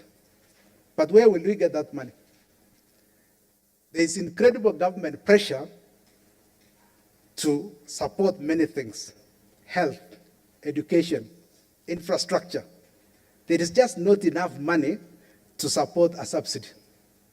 So for me, that's not even a route we should think of. So therefore, for the wildlife economy to thrive, we must then adjust the industry properly through well-guided policies, very strong institutions, talented people to run those institutions who are not corrupt, and make sure that we have the communities at the forefront. If the communities make money, we will be rich as a country. In the same way, tea makes people in Limuru, Kericho happy. The communities that host wildlife should equally make money. We have the models in place. The community conservancies, the private ranches are already in place. It's a question of how do we enable them beyond tourism to benefit. And if they benefit well, wildlife will be protected and the state doesn't have to have the headaches that KWS has. Thank you very much.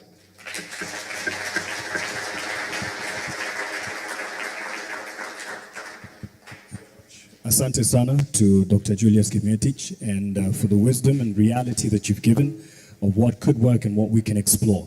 I'm sure you probably had some questions. I believe you'll have a few minutes to stay on a bit to interact and respond to some questions, which is what we had in place. But for now, just before chief guest leaves, I'd like to call on our chair of the Institute, of the board, that is Dr. David Kedianye, to give quick remarks. He will call on our PS, and then we will head on to take a photo as the other keynotes continue. Our chief guest, our cabinet secretary, PS, all protocols observed.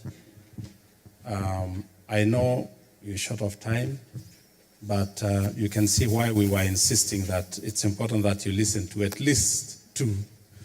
I can assure you it's going to be lots of good science, lots of good presentations, and even these 2 have really set our minds rolling. What Dr. Kanga said and what Dr. Kimetich has just said. These are things that are actually critical in this country. These are big issues that we are grappling with. And I want to really appreciate your sitting in and just listening to these critical issues. Because even at the highest level, these are the issues we are going to deal with. And we cannot run away from these issues. Whatever we say today is under all this, is under what has been said here. And I don't want to belabor any point, and I know you have a very busy day ahead. but we really, really appreciate your sitting in to listen to these two. I want to call on our peers to just say a word, because I know after this we will go out for a photo, and then we will release our chief guest. Karibu sana. Thank you. I'll say just one word. Karibuni Naivasha. Thank you very much, Chief Guest, Head of Public Service, for gracing this event. I just want to confirm that there's nothing new that the State Department, the Ministry of Kenya Wildlife Service is implementing. We're implementing recommendations of research that you've done, policies that you have suggested. I am very lucky and honored to have quite a number of you as very close friends and advisors.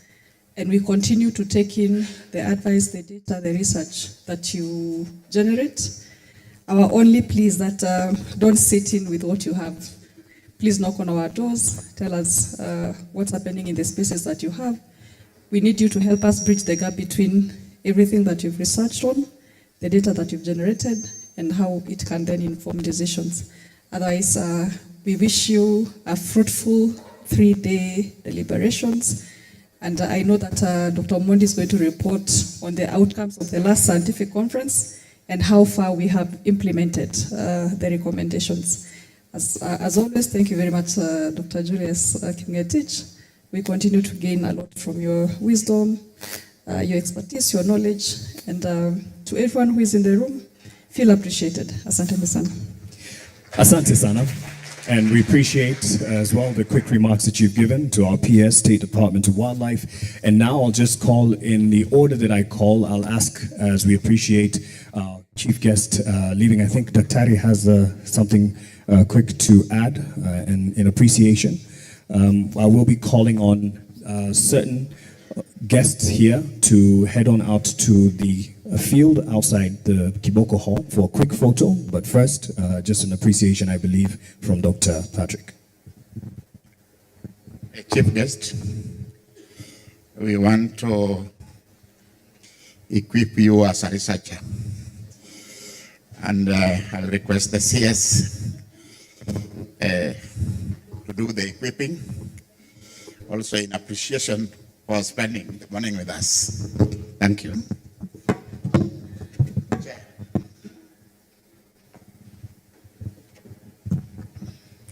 It's just an asante, a kofia he can probably wear akienda kwa shamba. Yes, let's appreciate, and na koti pia ambaye ni size yake. Imeandikwa Wildlife Research Training Institute, and hiyo ni yake, ataenda nayo nyumbani.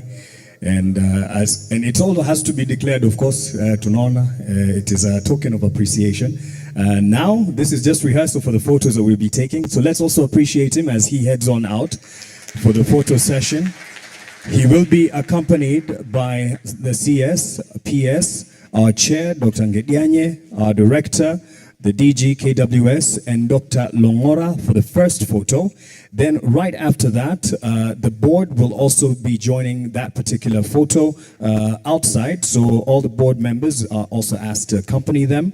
And then after that, the third photo will be joined by the CEOs of the institutions represented here. And so if you know yourselves as a CEO, please head on out for that third photo. And then the senior management and the planning committee will also be joining in with the photo there. So the first one will be our chief guest who's headed on out, CSPS, our chair, director, DG KWS, and I'll ask that we don't leave as well. If you're not part of that photo that I've announced, we are continuing with the keynotes because we have Dr. Eva who will continue with the first keynote that she was collaborating with Professor Kanga. So if you're not a CEO or the board member for that photo op, please stay in with us because we want to get into the next session of the human-wildlife coexistence, and now by Dr. Eva Gross, who will be joining me here up front to give the presentation. And then after her, wildlife economy, the tag team that was with Dr. Julius and Richard. Richard is still here. So please, if you're not part of the photo session, I urge that we do not leave because we are continuing with the keynotes before we break for lunch. So the keynote continues, and Dr. Eva Cook is up next. So please, if you are not part of the photo sessions that have been announced just now, please stay put. We want to continue with the keynote on human-wildlife coexistence. Those who've left for the photo are reconvening after the photo so that we can continue with the session. So you can give me a thumbs up once Dr. Eva Cook is set and ready to go with the presentation on human-wildlife coexistence. Again, please, let's not leave. Let's be patient. We'd like to continue with the next session, which is on the keynote address that was set to be on human-wildlife coexistence. We've heard what Professor has to say, and now Dr. Eva, I believe, has been hooked up. And perhaps as they hook us up, Dr. Eva, you could start with the quick pleasantries of saying hi and just to acknowledge those in the room so that people do not leave before lunch. Because this is going to be an early leave if you do leave. So Dr. Eva, you can also be on this end. I'll just give you a mic. I believe there was a mic here as they sort that out. Kunele mic nyingine tafadhali. Let's settle down, please. Those who are standing, our delegates, naomba tafadhali tuketi. We are continuing with the session on keynote address. We'd love your attention, please. We'll have a lot of time for networking. We're breaking for lunch right after these two keynotes. And each of you will have an opportunity, for those who are willing, to ask questions. So please, if you're standing, please, let's be seated and give your attention to Dr. Eva Cook. Eva Gross. Please, let's be seated. For those who are standing, please, let's be seated respectfully. Let's give our attention to Dr. Eva. We're just making sure that she's plugged in terms of her presentation, and I believe it's ready and she's good to go. But she can have a quick hi to the rest of the delegates. This is a handy one in case you want to move about as you make your presentation. And Richard will be next with that. So I believe we're good to go for her presentation, and I hope you can see it from way at the back. And there's two screens on the sides for you to follow. Dr. Eva Gross, okay. I believe we're good to go now. All right, thank you so much for the introduction. Thank you so much, audience, for bearing with us, also with a bit technical hiccups that we're having. I hope the presentation will run properly. So thank you so much for the invitation to talk to you on a keynote on human-wildlife conflict and coexistence. I entitled my talk about challenges and opportunities of human-wildlife conflict management. It's an honor for me to be invited to this scientific conference and to talk after such important conservation leaders of Kenya. Just a quick words about myself, because it is absolutely appropriate to ask why is someone from Germany presenting on human-wildlife conflict on a scientific conference in Kenya. I have worked on the subject of human-wildlife conflict and coexistence in the past nearly 20 years. That's where I did my research on, that's where I worked for several organizations on, and that's what I'm working on currently, mainly supporting different institutions, teams, and organizations on conflict, human-wildlife conflict management and coexistence strategies in African and Asian countries, but also in Europe. So I would like to give you a bit of an overview on that important topic. It has already been addressed by the speakers before me. And I would like to come a bit from the international perspective, going into the subject of human-wildlife conflict management and coexistence strategies, talk a bit about human-wildlife conflict from the global perspective, the causes, impacts, and drivers, international frameworks, the concept of coexistence, and the human dimensions of human-wildlife conflict management that were already addressed by some of my four speakers.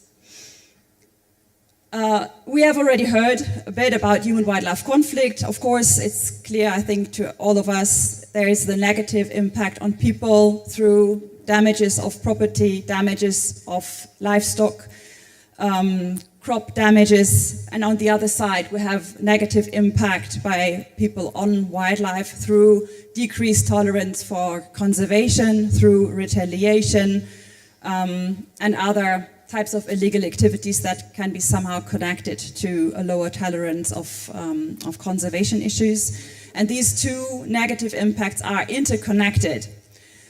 So that's the classical definition of human-wildlife conflict, but there is another component to it which is very important, and that is the conflicts between people about the management of wildlife. So that's the conflict between different interest groups about the subject of conservation and wildlife management. So this needs to be regarded together.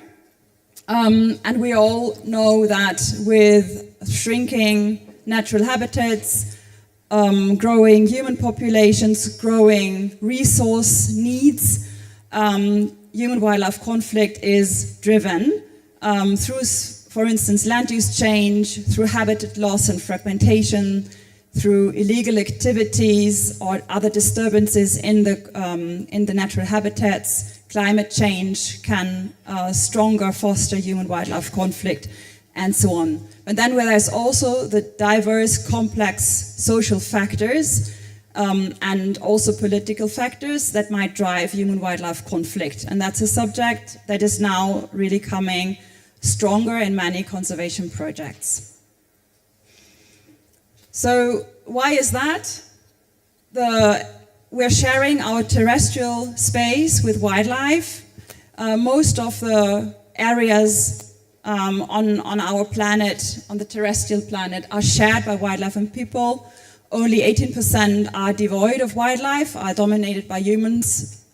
26% are devoid of people, dominated by wildlife, but there is 56% of our landmass where people and wildlife share habitat.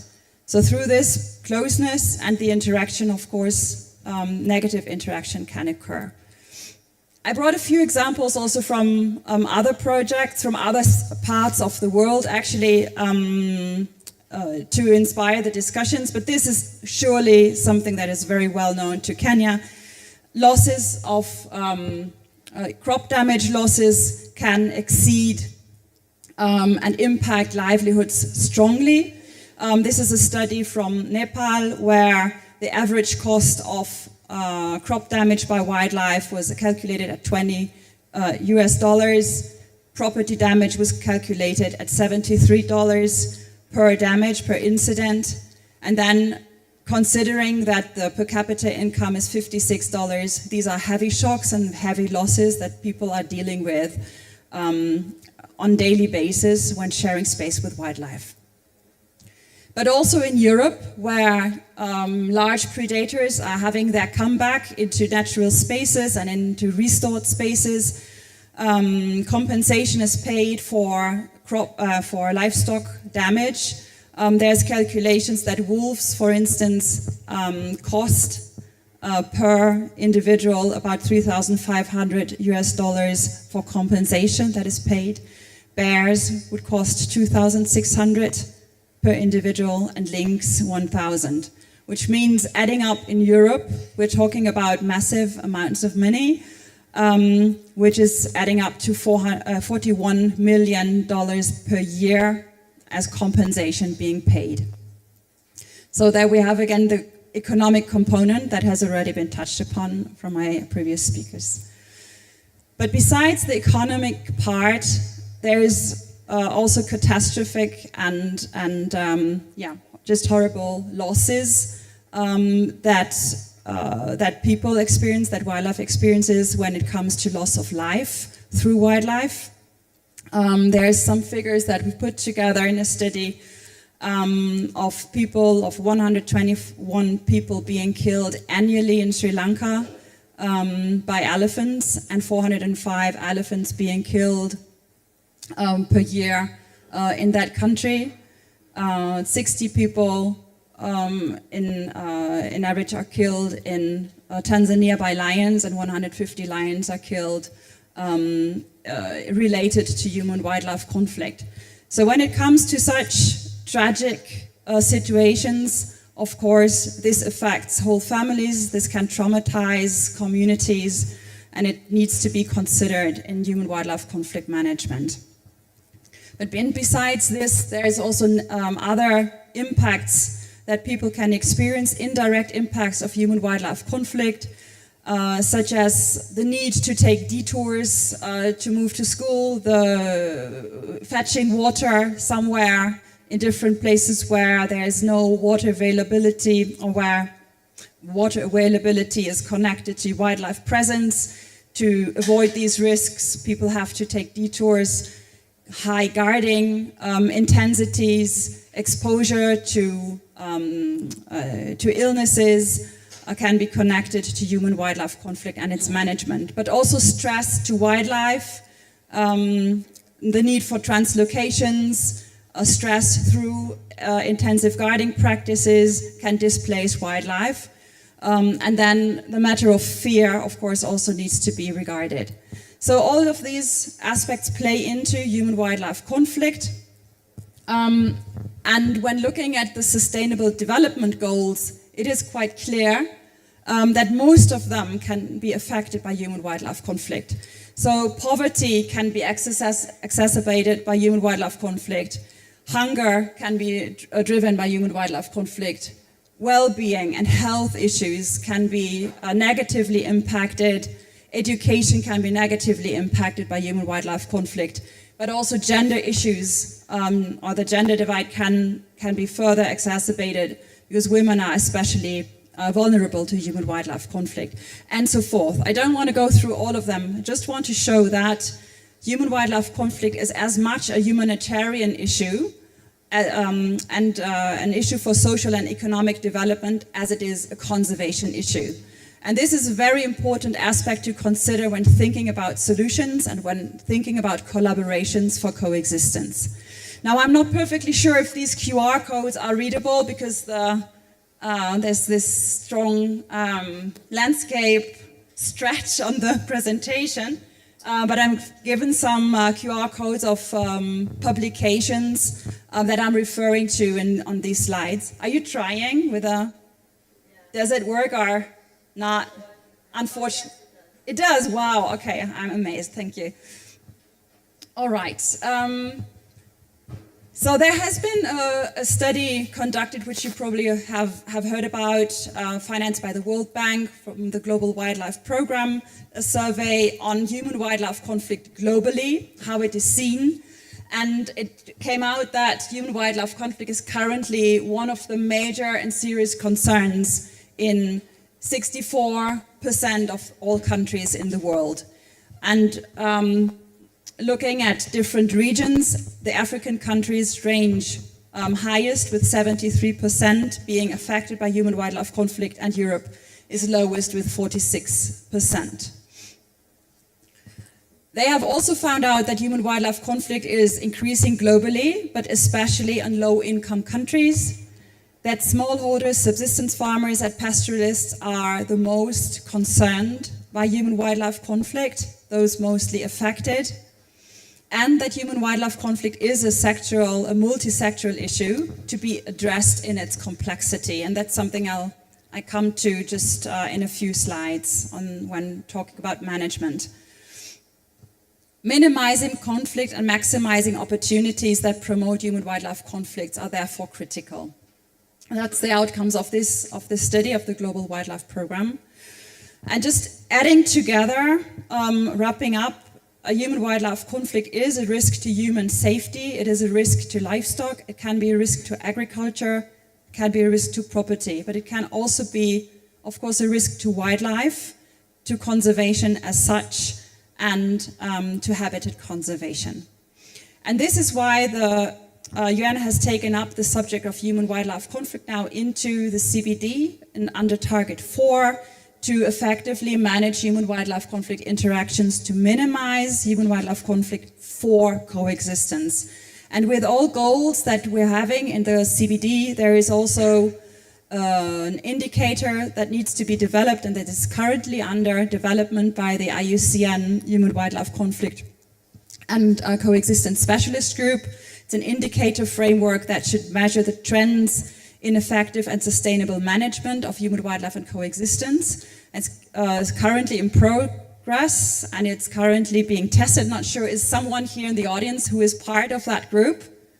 There's a group of 75 experts and scientists from, I think, 45 countries who are involved, who are setting up this indicator, looking at not only damage, not only incidents, but looking, of course, at species and spaces, but also people and livelihoods, on interventions, on perceptions of tolerance, on governance and engagement, and on policy and capacity.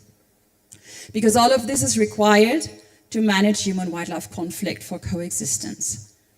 But now, what is this concept of coexistence? We have talked about this already a bit in this in the beginning of this conference, just to set a bit the thinking of coexistence and conflict and how this is connected. I'm using this matrix adapted from Marchini that shows here the situation of people going from poor to good and the situation of wildlife from poor to good. And then when looking at the situation that is bad for people and for wildlife, we're in this quadrant of human-wildlife conflict. If the situation for the people is improving, but still for wildlife it is negative, then we're probably in this quadrant of unsustainable use and illegal offtake, where people profit but not wildlife. The situation can also be that situation for wildlife improves, wildlife reproduces strongly, but the situation for people is bad, and maybe we are talking about mass productions, pests, zoonotic diseases, or similar. But when the situation is improved for wildlife and for people, that's when we are in the quadrant of human-wildlife coexistence. That is achieved through improved situation for people, through coping strategies, and improved situation for wildlife and species survival. And that's the way that human-wildlife conflict management wants to take towards coexistence, to increase benefits for people and wildlife, and to decrease the cost of living with wildlife. That has already been addressed by my fourth speaker on the wildlife economies as well. So coexistence, in this sense, does not mean absence of conflict. It means that human-wildlife conflict is well managed and not that it's inexistent. So the principles for managing human-wildlife coexistence have been written down and summarized by the IUCN specialist group. Just quickly going through this, the 5 principles they have identified is to do no harm, to take a precautionary principle, to assess risks before moving into action, and to consider history and justice of conflict. To understand the issues and the context, to really understand the social and the ecological dimensions and the complexity of the multiple layers. To work together in partnerships. Not one organization can do human-wildlife conflict management alone and in isolation. Stakeholders need to be involved. Collaborative action needs to be developed. Community-led solutions need to be in place. Integration of science and policy means collective learning, means training and capacity building. That's why we're here for the Wildlife Research Training Institute. And also the adaptation of local governance and political systems. And last but not least, the enabling of sustainable pathways, the subject of wildlife economy, and the need for sustainability in conservation has already been addressed. I just want to very quickly also touch upon this triangle that is maybe known. Who has seen that before, the 3 layers of conflict? Don't be shy, maybe just raise your hand. If this is if you already know about it, then I can skip it. Otherwise, I'll go through it quickly. I think it's a very useful model that shows that human-wildlife conflict can have different layers. And the one that we mostly see and address is the losses of crops, livestock, income, and safety. That would correspond with the dispute level. But then when to this loss of crops, livestock, income, or safety, there is a reoccurring issue that is added, something that is coming up frequently when talking to stakeholders. Some issues that are not satisfactorily resolved. For instance, when you hear that compensation is not paid out fast enough, that response is not coming to the right places, that that actions are not effective. That could hint towards an underlying conflict. Something is going wrong even though one is trying to manage.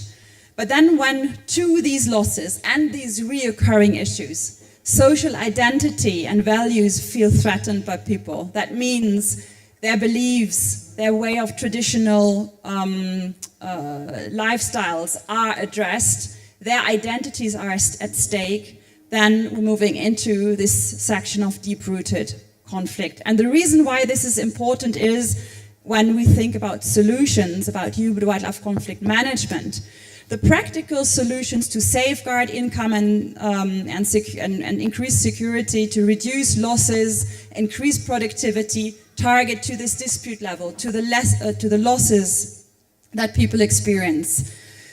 But on the underlying conflict, where it comes, where the history of conflict is seen, of course, the losses also need to be addressed. But on top of that, these practical solutions need to come in combination with approaches to address norms and behaviors, to address the issues of the past, to build up relationships. This is very much about the human component of relationship building.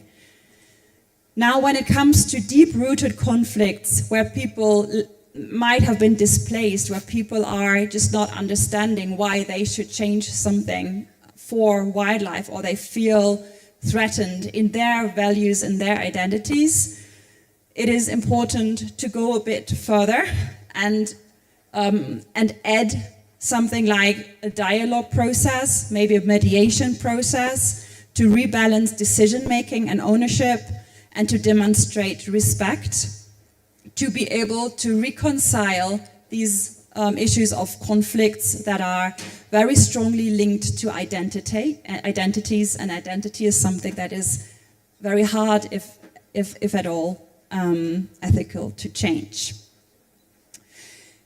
So why I'm bringing this is because I want to show very clearly that the wildlife system as such is already complex. Yeah? So wildlife systems, probably all coming with a conservation background. We know what ecological systems are complex, looking at the habitats, the climates, water availability, food availability, connectivity issues, and so forth.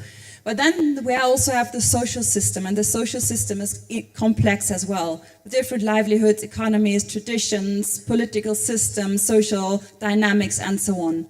And these two are now in interplay. So this becomes very messy, this becomes very complex, and this is why there cannot be like one solution to human-wildlife conflict. And that is why in many parts of the world now, one talks about management schemes or management systems that can be adaptive and integrated, that are holistic, considering the diverse sets of drivers of the social and ecological components, that are integrated in the way that different types of management actions are combined, and that different players are involved, and that are participatory, involving all those affected and influencing human-wildlife conflict and its management.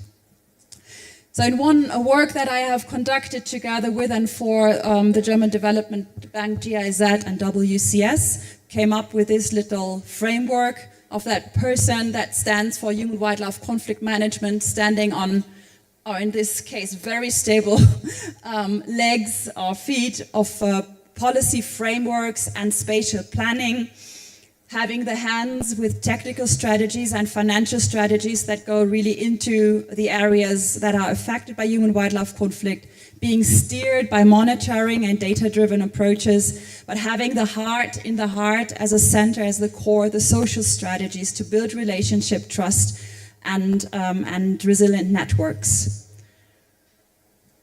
So just very quickly, what one could all the different types of actions that could fall under such operational areas for policy frameworks. It goes from the international frameworks that are provided now, also with this, with a convention, with IUCN guidelines, with but also national guidelines like Kenya's national strategy. But it could also involve standard operation procedures, decision-making systems, and so on. These need to be provided to guide human-wildlife conflict management. Spatial management needs to be there on micro and on macro level. It was already addressed by some 4 speakers, so I don't dive into this in details. Technical strategies have been mentioned already to prevent wildlife, to cause damage, to respond to human-wildlife conflict damage, to improve security, to decrease risks. And the financial strategies that my 4th speaker has already addressed upon very detailed with, for instance, carbon credits, wildlife-based economies, insurance schemes, compensation schemes, whatever is available. And the monitoring not only of incidents of damage, but also of impact and of changes of drivers. As well as hard, the social strategies involving education, involving exchange, involving capacity building, involving exchange learning, and building resilient networks for the management of shocks and crises from human-wildlife conflict. I think I still have a few minutes to explain about another approach that has been developed, or actually developed from the Safe Systems approach. That was a work that I was able to guide and or lead and accompany the WWF network with. There's also a QR code here for publication if you're interested to dive into that a bit deeper. This is a management approach that builds on 4 outcomes, and these 4 outcomes are that wildlife thrives alongside human presence, that the habitat is sufficient to maintain viable wildlife populations, that people are able and willing to live alongside wildlife, and that livelihood and assets are secured against the presence of wildlife. And I think these 4 outcomes I have seen that they are very strongly also in the KWS management system. They have been integrated there.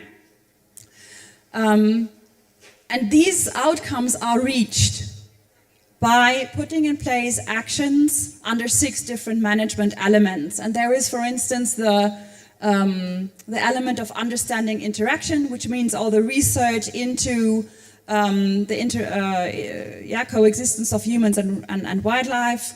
There is the policy and governance element, all the rules and regulations, prevention, response, mitigation, and also monitoring. So this is just another type of approach that comes along with a detailed methodology to develop multi-stakeholder processes in a way that human-wildlife conflict is addressed in an integrated and holistic way.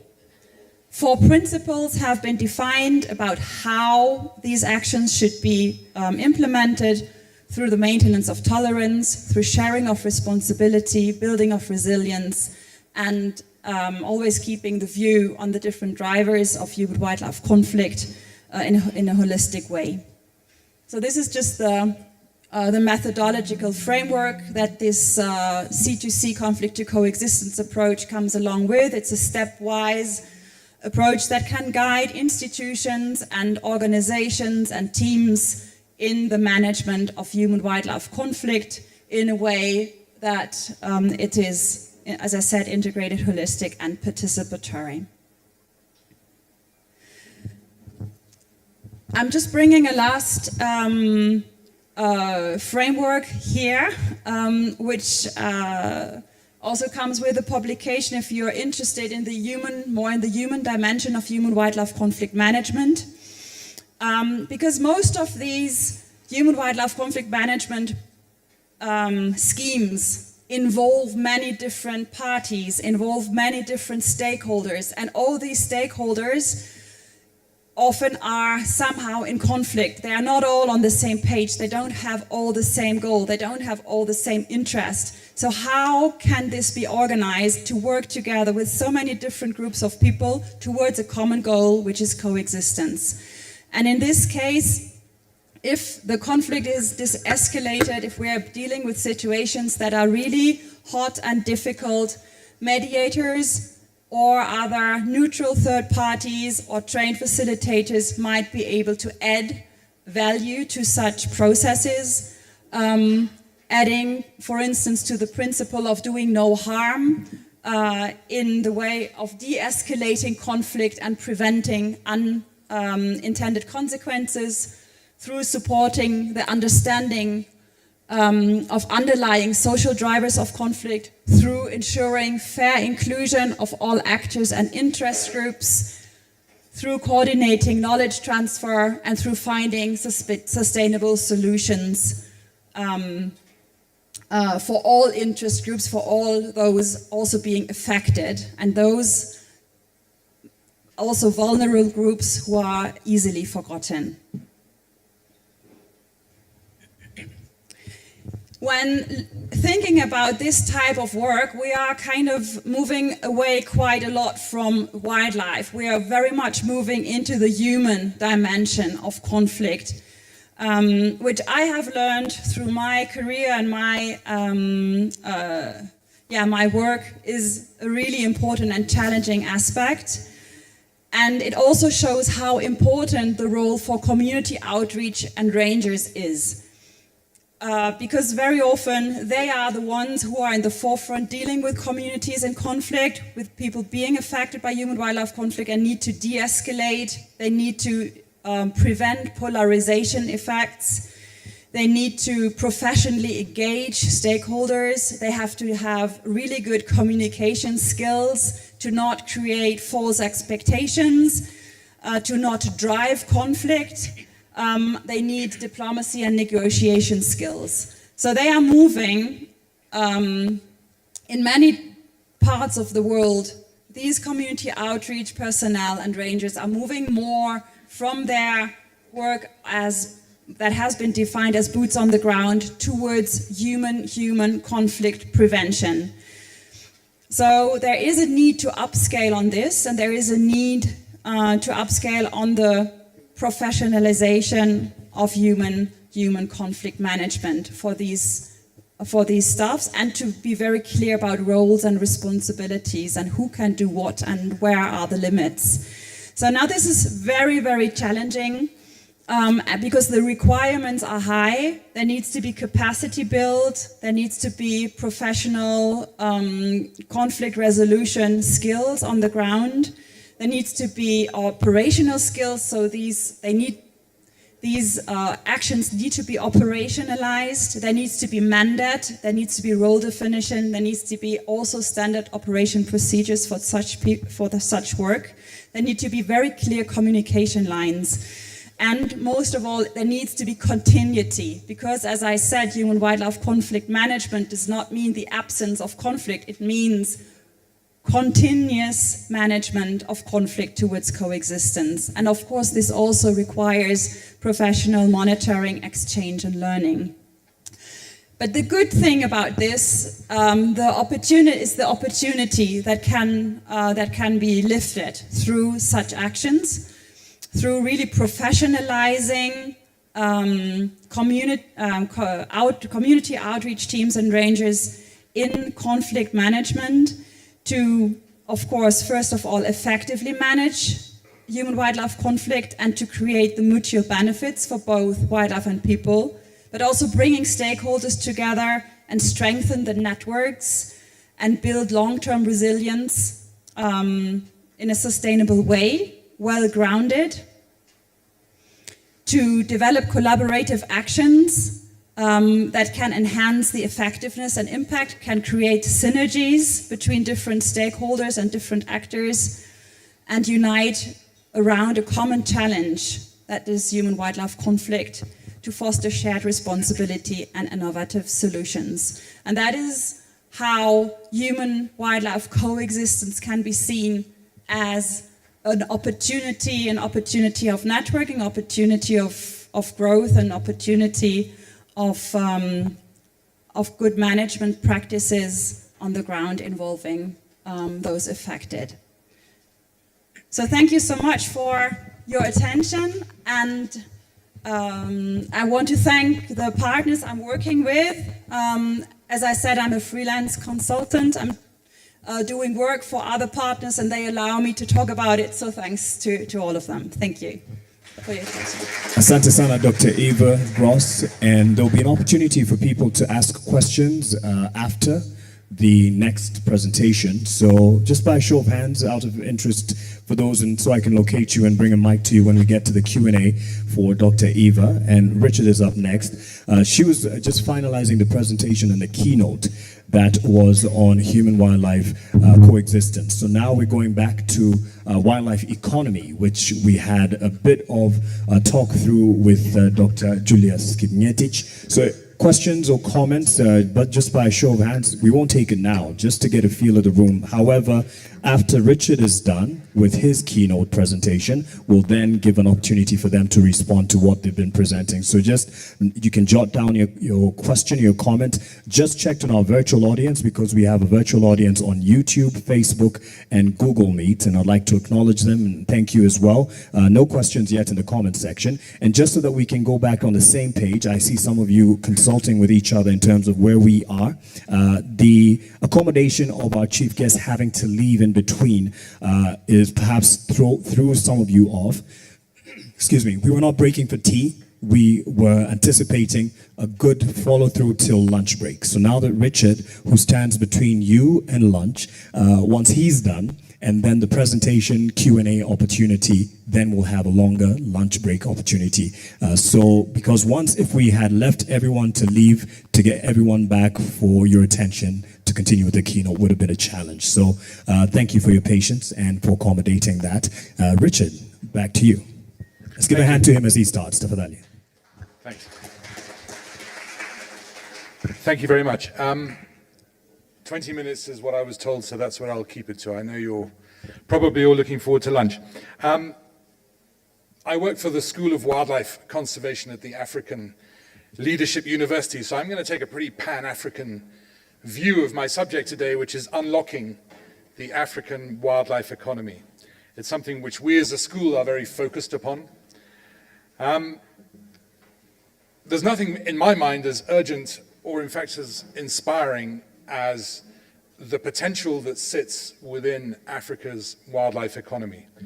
We all know that this continent is home to the most extraordinary natural heritage. Think of areas which have been discussed today in Kenya, but further afield, the gorillas of Central Africa, the Okavango Delta, and et cetera, et cetera. Africa veritably is a wildlife treasure. But beyond the ecological importance also sits an incredible economic opportunity. One that, if we could properly harness, could literally transform livelihoods, strengthen economies, and safeguard biodiversity for generations to come. Yet today the wildlife economy remains largely underdeveloped and undervalued. My message is simple, and that is, with vision and political will and innovation, Africa can build a wildlife economy that works for people, for culture, and for prosperity. Of course, the economy has many different dimensions, but there are some key ones. Let's talk about wildlife-based tourism. You all know about tourism. It's the basis upon which many of our economies exist. But you probably didn't realize that tourism accounts for 8% of Africa's GDP, close to 10% of the entire continent. And it employs over 24 million people. Yet only a fraction of Africa's wildlife destinations are accessible. Think of some of the new places which have recently been, I won't go so far as to say opened up, but are becoming increasingly talked about as incredible wildlife spectacles, such as the migrations of southern Sudan, for example. Yet these places are totally inaccessible to tourism. Imagine if we diversified as a continent, improved our infrastructure, and marketed these lesser known areas, even if they were or could become accessible. The value of our wildlife could double incredibly quickly, and probably more. Imagine, too, if we could become more efficient at running our existing tourism industries. We've all sat in queues at airports around this continent. We all know in many parts of this continent that the national parks are run to a very low standard. Imagine if that could all be improved. Again, the opportunity economically would be ginormous, including all of the multiplier effects that go with it. And what about wildlife as a source of livelihoods and enterprises? It's been talked about already today. Again, as we know, across Africa, communities derive food, materials, and medicines from wildlife. Legally and sustainably managed, these resources can become viable.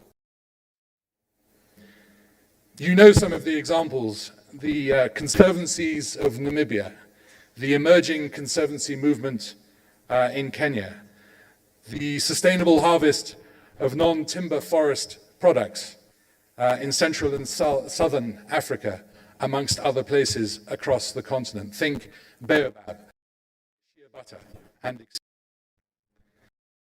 the potential in extraction, but in sustainable harvesting and value-added processing, something that we as a continent simply don't do enough of. The value add is taken in other parts of the world. Imagine made in Africa natural products linked to conservation. And let's look at natural, again, it's been talked about a little bit today, and climate resilience. Wildlife and healthy ecosystems, as Julius talked about, provide critical services, pollination, water, carbon storage, and etc. If properly accounted for, and the mechanisms for doing that are emerging globally, including in Africa, these natural capital assets could become the basis for green financing, carbon and biodiversity credits, even if they're not going to be called biodiversity credits, but something similar, and resilience funding, signaling in the minds of many the emergence of a sustainable financing, a set of sustainable financing instruments that could literally change the game from an economic perspective. In an era of climate crisis, Africa's intact ecosystems are in fact not just heritage, they are an enormous economic. In short, the wildlife economy is not a niche sector. It should be a pillar of sustainable development, intersecting with tourism, agriculture, trade, and everything else that governments like to talk about. But if the potential is so clear, why has the African economy yet to emerge? And I think we need to be candid about the barriers that it faces. Of course, first and foremost, again, it's been talked about a lot today, we have the governance and policy gaps. In many countries, wildlife is still legally owned or exclusively managed by the state, not by the communities who live with it. Without an understanding of the potential of the wildlife economy amongst policymakers, rights and incentives in an appropriate policy environment that is properly enforced, people often across this continent cannot benefit sustainably from wildlife. And as Julius said, in such circumstances, they often simply act to remove it, to make way for something else. Often this results in limited investment. Investors see wildlife as risky and complex, inadequately resourced, with poor policy and regulatory environments, and long returns. Think of some of the failed carbon projects that we see across Africa. We know that infrastructure across the continent is poor, and conservation enterprises often struggle to access capital. Where enterprises are successful, we often see inequity in benefits. Tourism and other wildlife-related revenues too often flow to foreign operators, whilst local communities see little return. This fuels resentment, undermines conservation, and incentivizes communities to remove the wildlife to replace it with something else. Then there is human-wildlife conflict. Again, it's been talked about extensively this morning. For a farmer who loses crops to elephants, the promise of tourism revenue in 5 years' time or 10 years' time is abstract. Without mechanisms for mitigation and compensation, wildlife is seen simply as a liability. Compound this with illegal trade and poaching, the vices that enter when no one really cares what happens to the wildlife because it is of no value. Weak enforcement, corruption, we all know the story, still drive poaching and trafficking across the continent, robbing this continent of literally billions of dollars. Add in climate and land use pressures. Again, we all know what that's about. Agriculture, expanding human populations, infrastructure, climate shocks on habitats, and etc., etc. These are all systemic challenges that prevent the emergence of a thriving wildlife economy in Africa. So what must we do to try to unlock this opportunity? There are many things, obviously, but I've tried to group them.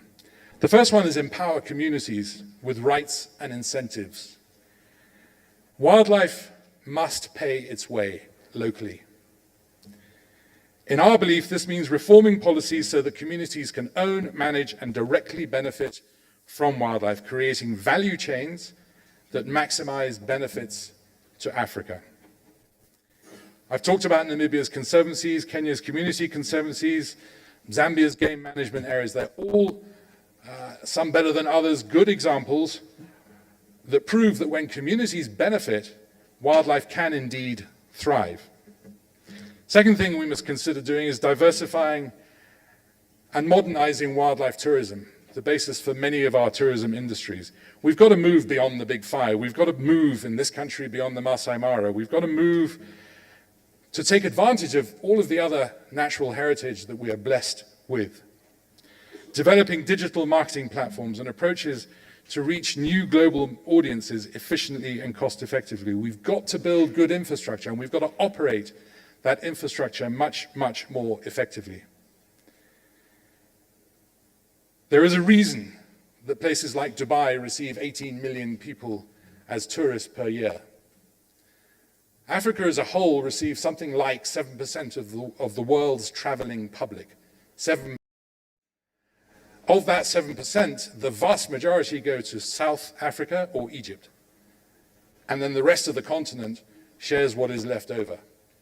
So the potential for growth, and I'm not talking about uncontrolled growth, I'm talking about controlled, planned growth in our tourism industries, building off our natural heritage as a means to build the wildlife economy, is ginormous.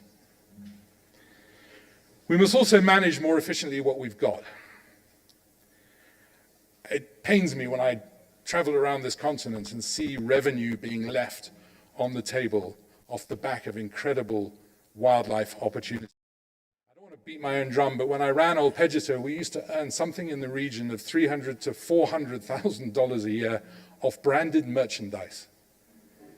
When I travel around Africa, I very rarely see any branded merchandise of any quality. That is money that we're leaving on the table. We're not exploiting the opportunity to make money from our wildlife resource and develop our economy as effectively as we could do. And there are many examples of how that happens. The third thing we must do is channel investment into conservation enterprise. This is where things do get complex. Government has to play a role. But if it's going to If the wildlife economy is really going to grow, sooner or later the capital and corporate markets are going to have to get involved because that's where the money is. So we need to establish the blended finance facilities that reduce risks for investors.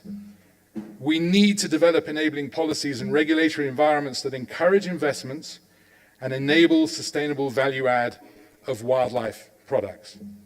We must expand access to impact investment, carbon and biodiversity markets as they emerge, and conservation trust funds.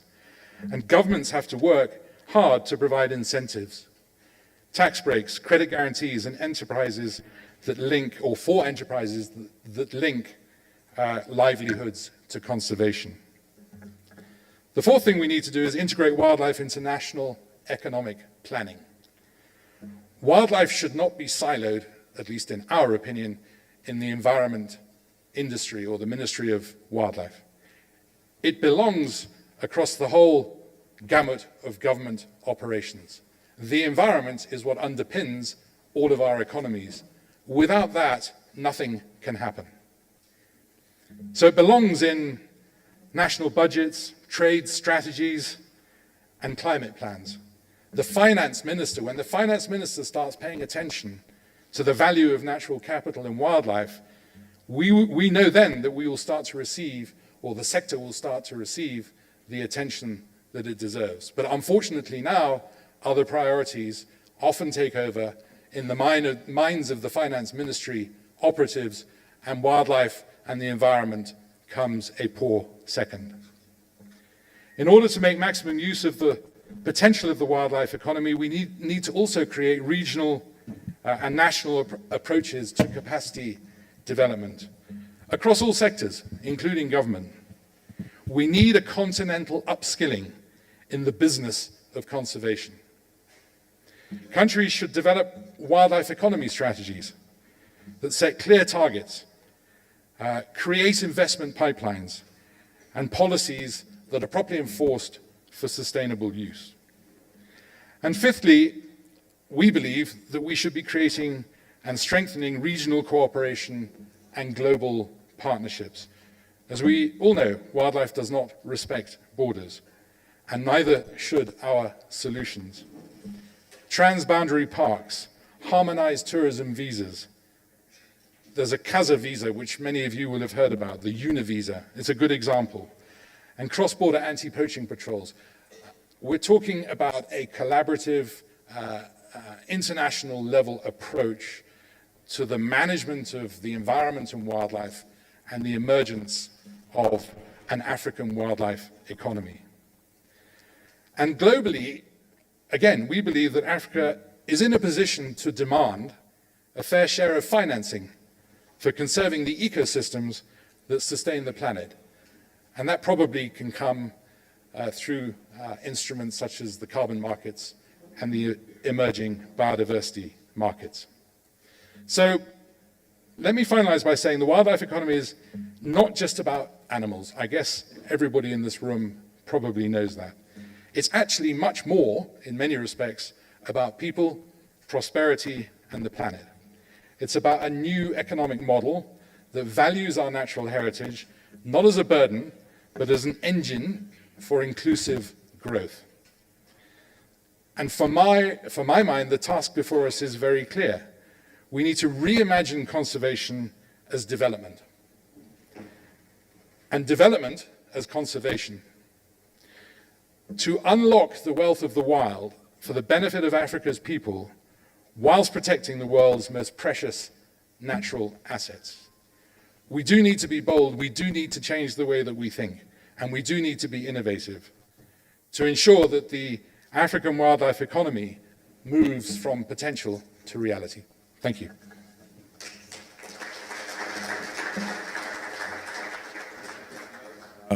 Just stay on stage with us, and the other keynote speakers who had come before, Dr. Eva and Prof Erastus Kanga, tafadhali join us up front. We now will give an opportunity for you to interact in form of comments, questions. Of course, Dr. Julius Kipngetich had to leave, but we do have Richard, who is speaking on wildlife economy, and the other two keynote speakers before. Professor Karibu Apambele, to respond to questions, you could just raise your hand and we'll bring a mic to you. In terms of, yes, I see one hand back there, right there, and one here. So how we'll go about it is you'd stand, introduce yourself and your question and who it is to, or if it's a comment, just carry on. So now that we are comfortable and ready to respond, Karibu. Thank you. My name is Alexandre Caron. I'm a researcher, French researcher from CIRAD, based here at ILRI in Nairobi. My common question goes to Richard. African wildlife economies are weak We've seen it through the pandemic crisis, but also there are scenarios that project that international tourism will plateau or even will decrease in the coming decades due to environmental sensitive Western publics, I would say. So, but we've heard that in 100. So how does this wildlife economy transform itself into an African-based instead of international-based wildlife economy? And my hypothesis would be that wildlife economy products for African urban population, middle class, high-end classes, will be much different from international tourism. Probably further from, let me be caricatural, fortress conservation, and more towards shared landscapes, very bioculturally diverse. Thank you. Asante. Is this working? Can you hear me? Yeah. Look, the first thing is I don't pretend to have all of the answers. When we talk about the wildlife economy, the one point that I would really stress strongly is that I think right now when you look across Africa, wildlife tourism is what most people talk about when they talk about the wildlife economy. But there are so many other facets to that economy. We've talked about non-timber forest products, the recent emergence of the market in baobab products as a health food is a good example. We've talked about carbon credits. We've talked about the emerging biodiversity markets.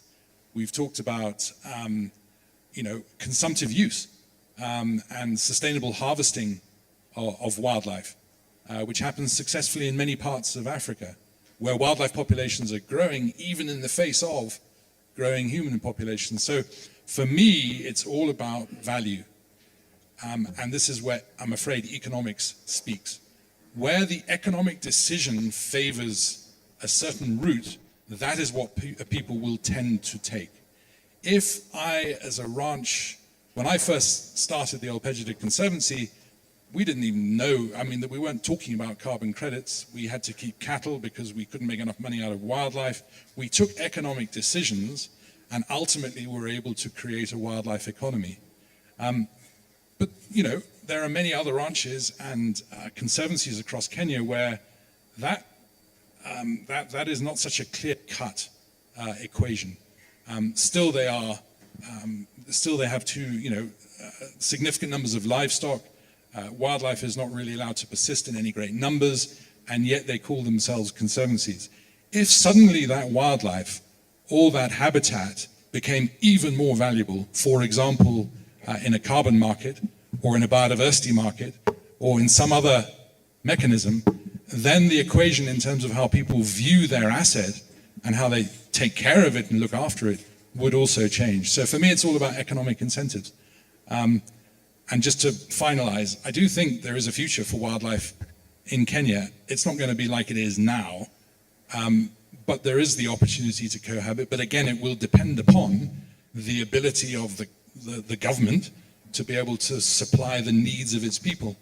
And if wildlife can form an integral part of that economic engine, then it will continue to persist. Thank you, Richard. I had another question here. Any others, so we can identify you ahead of time and be on standby with you with the mic. Asante. Thank you. Yeah, thank you very much. My name is Joseph Ogutu. I have a question for each one of you, starting with the speaker about economics. Yeah, looking at the history of this country, Kenya, from around 3,000 years ago to present, and specifically at the history of tourism from around 1890s to date. Tourism has been growing and growing and growing, but wildlife is declining and declining and declining. So do you have evidence to demonstrate that if we expanded the revenues from wildlife, that this would translate into increasing and healthy populations, given over 150 years of evidence to the contrary? And secondly, you said we need to consider wildlife as development. And I think many speakers have said the same. But the history of this country suggests that political leaders have paid lip service to the value of wildlife, and they have highlighted it in various places, except they are not willing to invest in it. So how can something that you think is so great be really great and you don't want to invest in it? And in all places where development is taking place in this country and perhaps elsewhere in Africa, the wildlife is destroyed completely, either through cultivation, urban centers, and wildlife is only left in marginal places where people are very poor, and probably because there was no development or investment in those areas. So now coming to coexistence, this is for Professor Erastus Kanga and the other speaker. My question is, that coexistence is really possible. Is there a viable policy that can ever be developed that would really help enhance coexistence between people and wildlife? Well, the reason I'm asking this question is that if you look at Africa, for example, about 100 years ago, elephants were roaming over 15 million square kilometers. And now that area is less than 1% of what it used to be, that big. The human population is about 1.25 billion. Given this exponential increase in human numbers and their needs, is it possible we can ever develop a viable policy that will enable coexistence? And I think, yeah, for East Africa, the human population is doubling like every 20 years. And I think the other speaker, Professor Kipngetich, said that by around 2100, we'll have about 60 million people in Kenya, which I think is within what has been, projected. So those are my questions. Thank you. Shall I go first while I remember? I don't think I can answer all of that. Let's just talk about the tourism side of things first. Right now, Kenya's tourism is not, or has not increased as dramatically as other parts of the world. And I think that's an important point to make, for whatever reason. Second thing is, in many parts of Kenya where wildlife still persists, the opportunity to do tourism in those areas is very limited. Poor infrastructure, insecurity sometimes across some parts of northern Kenya, and etc. And of course, all of that is currently changing. But I remain with the opinion that where wildlife can be utilized as an opportunity to improve the economic and social situations of people, then they will act to keep that wildlife. So providing the opportunity, providing the mechanisms to allow the opportunities to be developed, the policy environments, and et cetera, everything that is needed for investment to happen, which is what I talked about, I think, yes, could result in a reversal of the declines of Kenya's wildlife populations. I would further add that there are many other tools, which is what I said earlier, that can be deployed in the development of a wildlife economy. Some of them I know people find unpalatable. I'm not necessarily talking about sport hunting, as it's referred to, but I am talking about consumptive use. There are many good reasons for suggesting that if we could sustainably harvest our wildlife for protein, then people would act to keep it. It's cheaper to keep than livestock. It's arguably better ecologically than livestock, and it's effective at producing protein. And many other countries across Africa, particularly Southern Africa, do it very effectively, and their wildlife populations are growing. And then the last point I would quickly make is that, things are changing. I don't think we always must look back into the past to what happened before. Yes, Kenya has lost 70 or whatever it is % of its wildlife in the last 50 years, but we're now faced with a range of new opportunities that didn't exist before. We've got carbon markets, okay, we know they've got problems, but they will evolve. The biodiversity markets are evolving incredibly rapidly. The institution of natural capital accounting standards forcing big companies to compensate places like Africa for the damage they're creating to the environment is in regulation already across places like Europe. This is coming rapidly, and it's a massive opportunity for Africa. I think it was the president that said, you know, carbon should be one of our biggest exports. He's completely correct. So should biodiversity. Thanks. Should I take it first? Yeah, thank you. Yeah, that's a very important question, I think, that you're asking. From my view, when talking about coexistence, to me, this connects human wildlife conflict management, because as I explained, sharing space with wildlife, between wildlife and people, requires constant management of these conflicts to achieve coexistence. And this requires resources. This is something that is always cost intensive, management of risks. And that's why it needs to be connected to the economic part. So in my view, talking about coexistence opens much more opportunities than only looking at the part of the human-wildlife conflict management. Also for sustainability in the long run. You asked whether it's possible. That we do not know, but I think there is actually just one possibility for the future.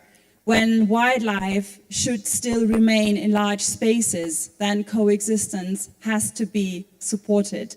And the question, in my view, from my personal perspective, is not is it possible, but how can we make it possible? And I think there's lots of different opportunities and big challenges ahead. But then also looking into, from a more global perspective, into Europe. Look what's happening now in Europe. There's lots of initiatives of rewilding. So we in Europe have gotten rid of all of our large carnivores, and now they're coming back. They're coming back. And in Europe, people are very much challenged with living with these carnivores because the ability of coexistence on a daily basis has been lost. We have completely forgotten how to live with carnivores. That's different in Kenya. But these changes are happening. We do not always know where they will go to, but we have to stay adaptive. And I think with a perspective of coexistence, we are much better equipped than only looking at the management of a conflict.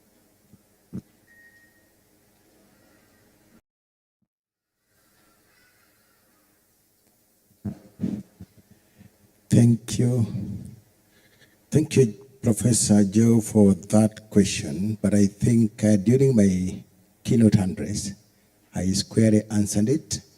And the answer is a resounding yes. Coexistence is not just possible, but it is practical and it is happening. In the scenario that we are in right now, what we are saying is that coexistence has been with us. But we've reached a point whereby we need to do a little bit more than what we are doing. We've always let nature to take its course. But the population numbers, the needs of our population are almost tilting that balance. So we are asking that we need to work on that balance so that the equilibrium is retained.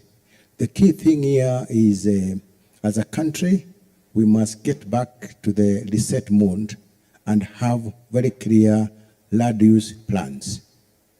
And we must be obligated to follow those land use plans to the letter. That is the key. Agriculture cannot happen everywhere. Infrastructure and buildings cannot happen everywhere. And as a scientist, I agree, elephants cannot be everywhere. So we must designate our land use in such a way that every component in the ecosystem is able to function without hurting the other. Then after we are done with the land use, then we move into benefits. The communities that are living with wildlife in their spaces, they must benefit from wildlife. And Joe, I would ask you a question. We've been with you in Masai Mara for a long time. Why are livestock increasing in Masai Mara and the wild beasts and the zebras are declining? It's about benefit. The communities there can be able to see when they have a few dollars from the conservancies, they don't buy zebras. They go straight and buy a ng'ombe, a goat, and a sheep, because that is the only item that they have. When the children are going to school, they will take that cow to the market and liquidate it and have money. That is what we are missing in the wildlife conservation. Where are the direct benefits? And Richard captured it. Kipngetich also captured it. Not just be tourism alone. Tourism is actually 1% of the uses that we can make out of our wildlife. There are so many other uses that we can make, and then people will start accepting wildlife to be in their farm. People will start protecting the swallows and the other antelopes that are looming in their farm, but they will not call me and say, this wildlife is competing with my livestock. Because that is the scenario that we are in.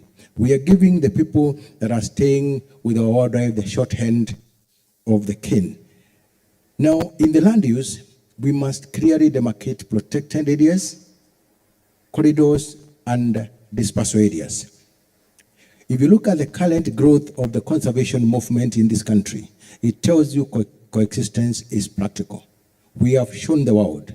We grew, I think, the director, WRTI, will tell you, from as low as there was no land in communities that were conserved.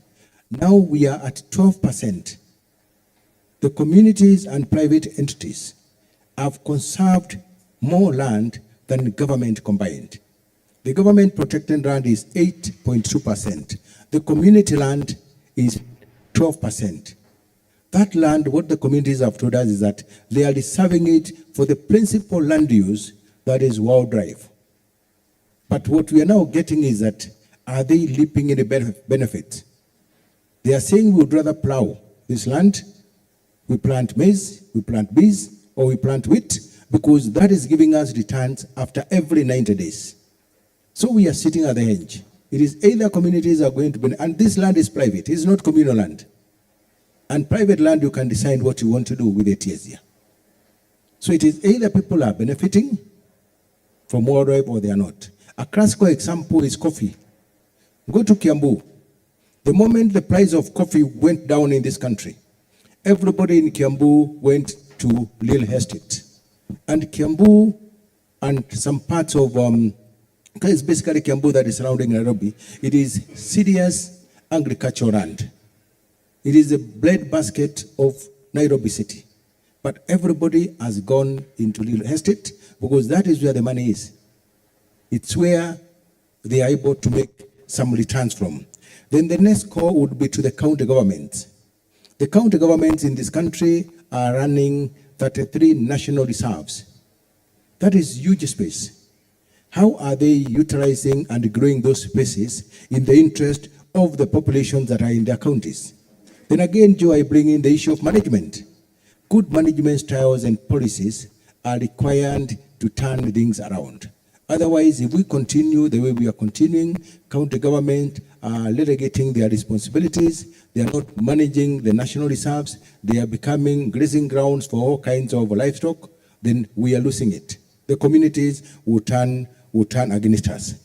So what we need to do is that we need to provide incentives, we need to provide jobs, livelihood, and income. And I want to tell you that the answer is yes, coexistence is possible. And in that coexistence, as government, we have to do three things. We have to provide rapid response to any issues of human-wildlife conflict. We have to create mitigation, and we have to do adequate compensation where it is necessary, and then we promote benefit sharing. My parting shot is that you only protect that which has value and benefit to you. It's just a natural instinct. If something is not of value to you, if you don't feel connected to it, you don't protect it. So the moment we show communities and the population that they can directly benefit from wildlife, they'll start protecting it. Thank you. Asante. There's a question, gentleman, behind the TV screen there. And then I see a hand by the lady right in front. I'm just directing it just because of time, this gentleman and this lady. So 1, 2, 3, 4, and then we could take it from there depending on how time is. Karibu. Thank you. My name is Thomas Odeo. I'm a student at Kenyatta University and also a research fellow at the National Museums of Kenya. From your parting shot, you say we only protect, or the community will protect what's of value to them. I'm studying reptiles and amphibians. In reptiles, I mean snakes, tortoises, chameleons, and and frogs. I believe most of you here mention of those names. Most of you are afraid of those kind of animals. And we are talking about coexistence. I'm working in Shimba Hills. That's one of the places that has the highest number of reptiles and amphibians in Kenya. And I was looking for 2 species that are listed as endangered based on IUCN category, a chameleon and a snake. And this snake has only been photographed once. And we as scientists only go to the fields periodically, but the community is there all the time.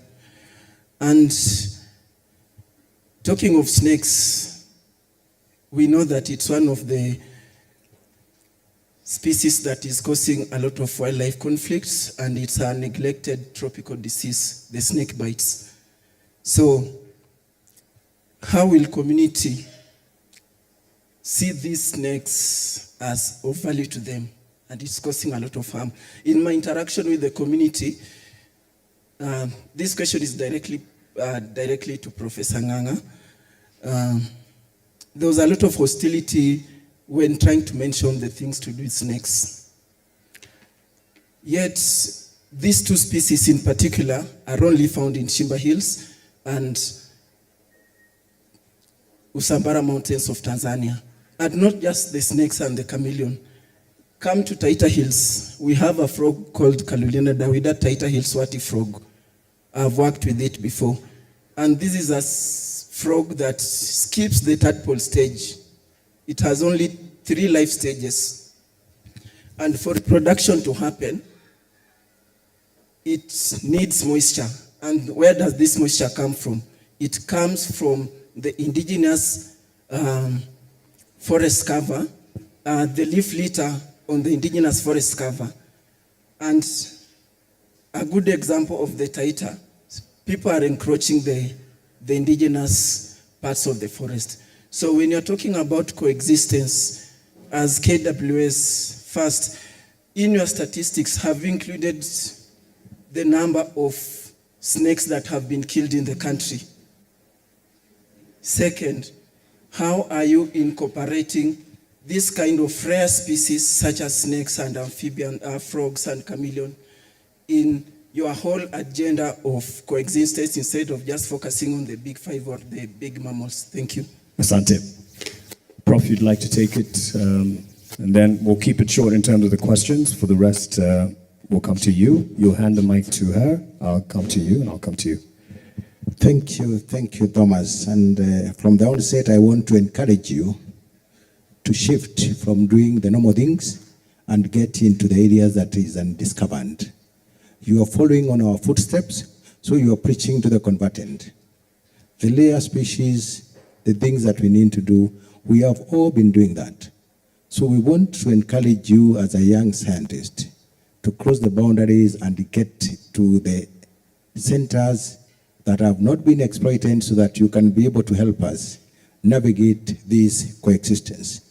Number one is that snakes and chameleons are extremely valuable in the ecosystem and ecological space. We don't leave them behind. If you ask me, other than the big 5, but when When you look at elephants, rhinos, and hippos and the others, those are keystone species that we say the moment you are conserving elephants, rhinos, and the others, they are the top. You are able to conserve the lower species.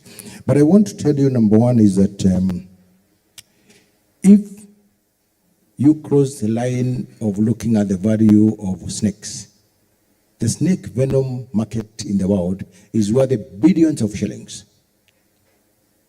Last year, we were trying to explore with Dr. Omondi here how to start helping communities to do snake farms, and they start harvesting the venoms, particularly in Baringo.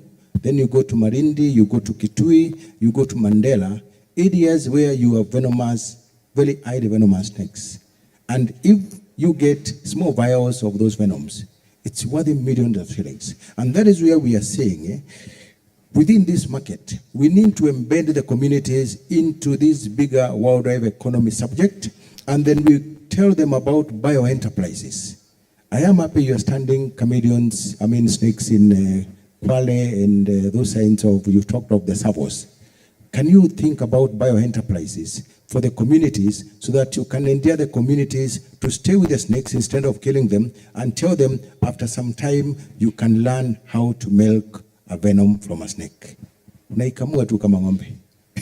There are tricks that are there. I don't think it's that easy, Prof, but I want to break it down for them that it is easy if we go through the right trainings. The opportunity, what we are saying is that the opportunity is there. Let us not close our eyes. The opportunities are endless. Actually, I can tell you, I am one person who is very keen into the bioenterprises. If I had an opportunity for somebody to train me on how to keep snakes and chameleons, we've given lots of permits at KWS. People are exporting chameleons. They are exporting tortoises. There are those that we have permitted to collect snakes and get the venoms. Endless opportunities. So coexistence is there, and in that coexistence, we are talking about the small and the big. 3 months ago, I think 6 months ago, you saw us listing some guys from, is it Vietnam and Belgium, from this place, and they are collecting ants. Those who speak the other language, Kikuyu, Vuraku, they are just ants, collecting them and putting them in vials. A trend that is worth millions. But when you look at the ants yourself, you don't think they are valuable. So, Dr. Omondi, let us scale up. Margaret Otieno, let us scale up education and awareness. Let the people know the value of these small species that they have here. Thank you. Asante. Over to you, and I'll come to you. May I add something to that? Yeah, sure. Just a tiny thing, and also thanks for raising awareness on snakes conflicts. 140,000 people are killed per year by snake bites globally. And if you would like to research a bit more into conflict management, just look into cases from India. There's really interesting human-snake conflict work that has been done there with prevention and response teams. Thank you for that. Go ahead. It's long press. Turns on. You can use this one.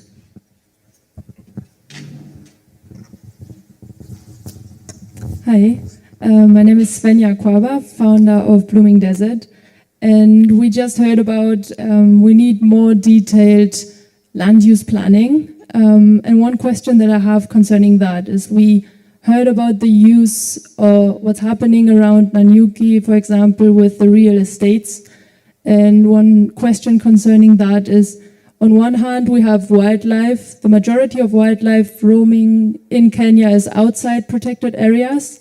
And also many communities, pastoralist communities, are not necessarily bound to one place. So I'm wondering, how could it look like to have more detailed land use planning, considering roaming communities of wildlife and pastoralists?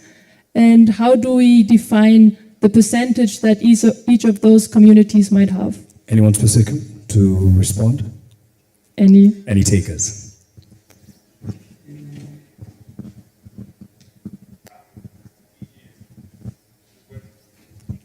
Long press, you could try the other one. Is that better? Yeah. DG is telling me to take it, but I'm going to in a second. I think when we talk about land use, it's not about saying, well, it is. It's about saying that it's often more about that this bit of piece of land can't be developed for certain things. You can't build a new city on wildlife land, or it's a watershed or whatever. I don't think it necessarily means or guides how people move across and utilize that land. So for me, there's two distinctions there. I mean, I'm going to say something provocative, but in a population of 160 million people, or it's going to become, do we think pastoralism as a way of life can continue? I mean, I don't know the answer, I'm just asking the question. What I think I'm getting to is that, you know, this is about adaptation and change to accommodate the basis upon which we exist, which is our environment, and to allow it to continue to provide the services that we need. And that will take compromises, that will take sacrifices, and that will take change. And so I think when we're thinking about land use, we mustn't think about now. We must think about the next 10, 20, 30, 40, 50, 60 years. And just to reiterate the point, it's not always about how people move across the land, but it is more about how the land is allocated, if that makes sense. Asante.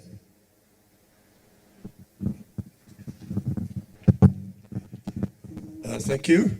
My name is Keith Lindsay. I'm an elephant biologist for many decades with Amboseli Trust for Elephants, but I've also worked for 3 decades in evaluating community-based natural resource management projects in Africa and Asia.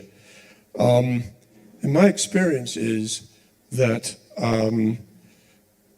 the discussion about expanding consumptive use of wildlife is a bit of an illusion.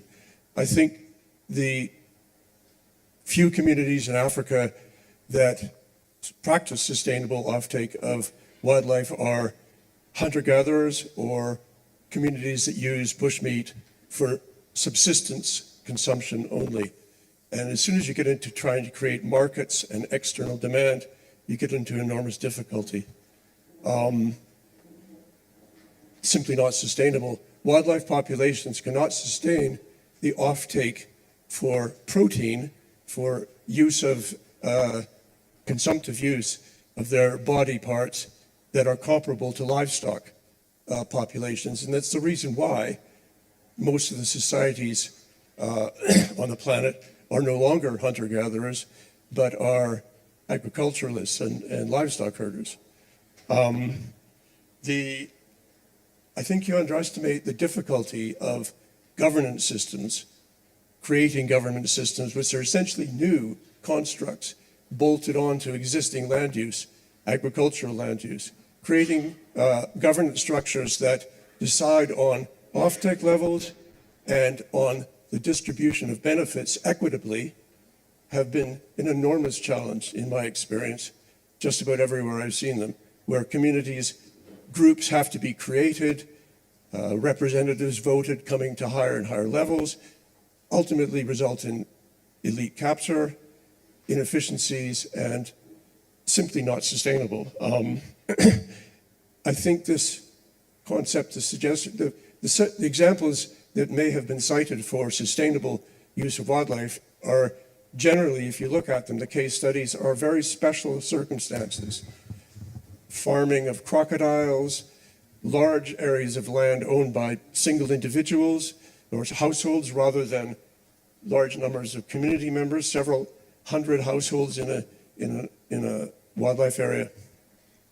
So to suggest that there are very many good examples of sustainable wildlife offtake, I think is perhaps misleading. And I think the difficulty is that it creates a demand for wildlife, meat particularly, bushmeat, for example, that isn't sustainable beyond the level of household subsistence. And it only leads to exploitation by illegal supply chains. So my feeling is that this is the idea of consumptive use of wildlife or wildlife economics in general is part of the bigger picture of wildlife and humans coexisting on land. And I think that the approach of promoting wildlife compatible agricultural existing land uses rather than trying to create new land use where people maybe abandon agriculture, is that what the suggestion is? So that they subsist instead on wildlife markets.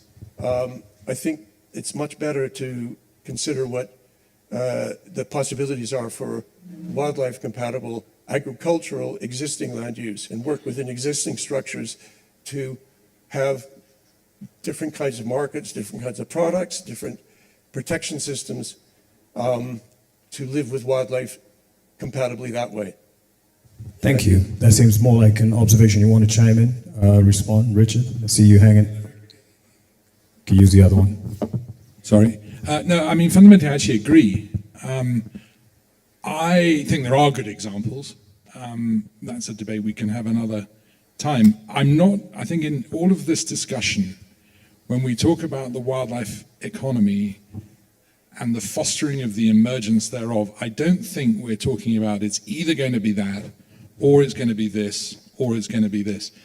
For me, it has to be multifaceted. And I think there are good examples. I mean, some of the conservancies in Kenya are leading examples in the world of cohabitation with livestock and wildlife. And in the past, they were allowed to utilize consumptively some of that wildlife. So they had multiple opportunities to develop an economy. And then they layered on tourism, and some of them have done real estate and so on and so forth. And we've talked about the emerging sort of biodiversity and natural capital markets. So I'm not for a second saying that, consumptive use is a panacea for anything. What I am saying is I believe it's one of the tools of the wildlife economy, and that we should be deploying all of those tools where it is possible sustainably to do so. Thank you, Richard. And the last one. And if I may just add to that, sorry, for the coexistence view, just adding to that the diversity of actions, the diversity of income streams is the only thing that creates resilience in the long term, also looking at changes that are going to happen. Thank you very much. My name is Margaret Otieno, and I'm a conservation education expert. Mine is not necessarily a question, but I would like to emphasize that we cannot stop at the point of scientific findings. The data from such scientific findings we should emphasize the need for this data to be deconstructed and rebuilt to target specific targets suitable for youth, indigenous people, and policymakers. Otherwise, scientific information will just stay in our files and in our offices, really doing nothing. This data should be used to influence policy using strategic communication, education, and awareness. And I was really hoping that I would hear the word education and awareness coming up very, very strongly, especially from Professor Kanga. And it should not just stop at policy level, but this kind of data should also be used to inspire action for the conservation of nature, and also to prepare the future policymakers, the engineers, the lawyers, the teachers, and all that, so that when they take over as the leaders in this beautiful country of ours, then they are making decisions that are really informed from a position of knowing what is the impact of a degraded, let's say, wildlife system and that kind of thing. So I really feel that in future, our host should include one stream on conservation education, because it's very, very key. Thank you. And this has been noted by Dr. Patrick Asante Sana. And apologies to those who've been trying to get my attention to bring the mic to them. Just because of time, we need to break for lunch because we have been seated for quite a while. Mark, and I appreciate before- your presence. Yes. Oh, sorry, Prof. Yeah. Thank you, Mark and Paule, for interrupting you. For the participants, something has crossed my mind that when we talk about coexistence and wildlife economy, TIPIC conference, we can have it presented here. This country, we don't have a toolkit for wildlife economy. It's a missing gap. Why that toolkit is not there is because everybody is scared of hunting. When we talk about wildlife economy, everybody imagines that this country is going to introduce hunting, sport hunting. That is far from the truth. Nobody is keen on sport hunting, but we would want to have a toolkit that is able to guide all the stakeholders from the communities on what are the available options of wildlife economy so that people can feel incentivized. So I challenge the scientists here that out of this discussion this morning, let us say one of our take home is that when we come back after a year or two, we need to provide a toolkit for this country so that we can be able to enhance coexistence. Thank you, Mark. Thank you, Prof. Richard? 2 seconds. I'm going to do a bit of self-promotion. Our school is about to launch a master's program in the business of wildlife conservation, so keep a lookout for that. Which school? Just plug it in. Which school? Say it. School of Wildlife Conservation at the African Leadership University. All right. I'm sure she's happy about that. Thank you. Thank you to Prof. Thank you, Richard. Thank you, Dr. Eva, for your time and also your patience as well. There's a lot more. I'm sure you gentlemen right there felt, that I was unfair. It's just because of time. But they're not leaving. If you have a comment or a question, even Bwana Ogutu wanted to speak to Prof.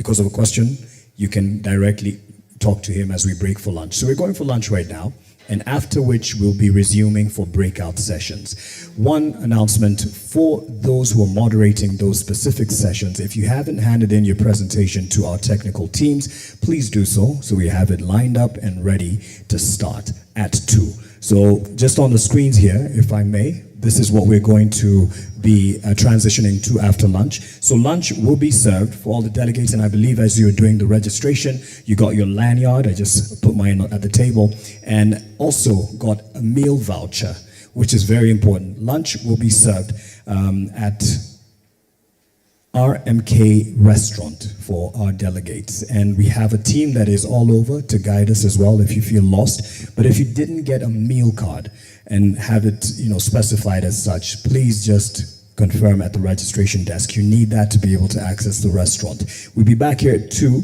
So day 1, if you could just go over to day 1. The first breakout session will start after 2 p.m. Right, there we have it. Yes, thank you. This is a 1. And I think you can see it from the screens there. But as you were checking in as well, you had something that included a booklet that has all the details so that you don't get lost. This is breakout room 1, Kiboko Hall. And that is where we will be having the sub-theme discussion on wildlife population dynamics and ecosystem connectivity here, Kiboko Hall. Breakout room 2, that is Jasmine Hall 1. It's right after the pool. If you walk outside Kiboko to the right, there's a swimming pool area. So it's the first meeting room to the left. It's written Jasmine 1. And right past Jasmine 1, you have Jasmine 2. Someone will be manning every door and also to guide us in case you're lost. And in that hall we will have for Jasmine 1, policy, governance, legal framework, and institutions in conservation. Then in Jasmine 2, which is a hall right next, we'll have climate change and its impact on wildlife. These breakout sessions will go from 2 p.m. to 4:20. They also include contextual keynotes in each. So that's why you see the time allocated there. So please be there on time, 2 o'clock. This is breakout room 1. This is on wildlife population dynamics and ecosystem connectivity. Jasmine room 1 will have the second breakout session on policy, governance, legal framework, and institutions in conservation. And breakout room 3, it's labeled Jasmine 2. That will climate change and its impacts on wildlife will be the discussion. So go ye forth and enjoy lunch. It is Good time now to break for lunch. Be back by 2 p.m. to start the breakout sessions and refer to the program for the rest of the day's activities. Have a good afternoon and enjoy lunch. Asanteni. For all the moderators, please ensure that you submit your presentations, especially those ones that we're coming up this afternoon.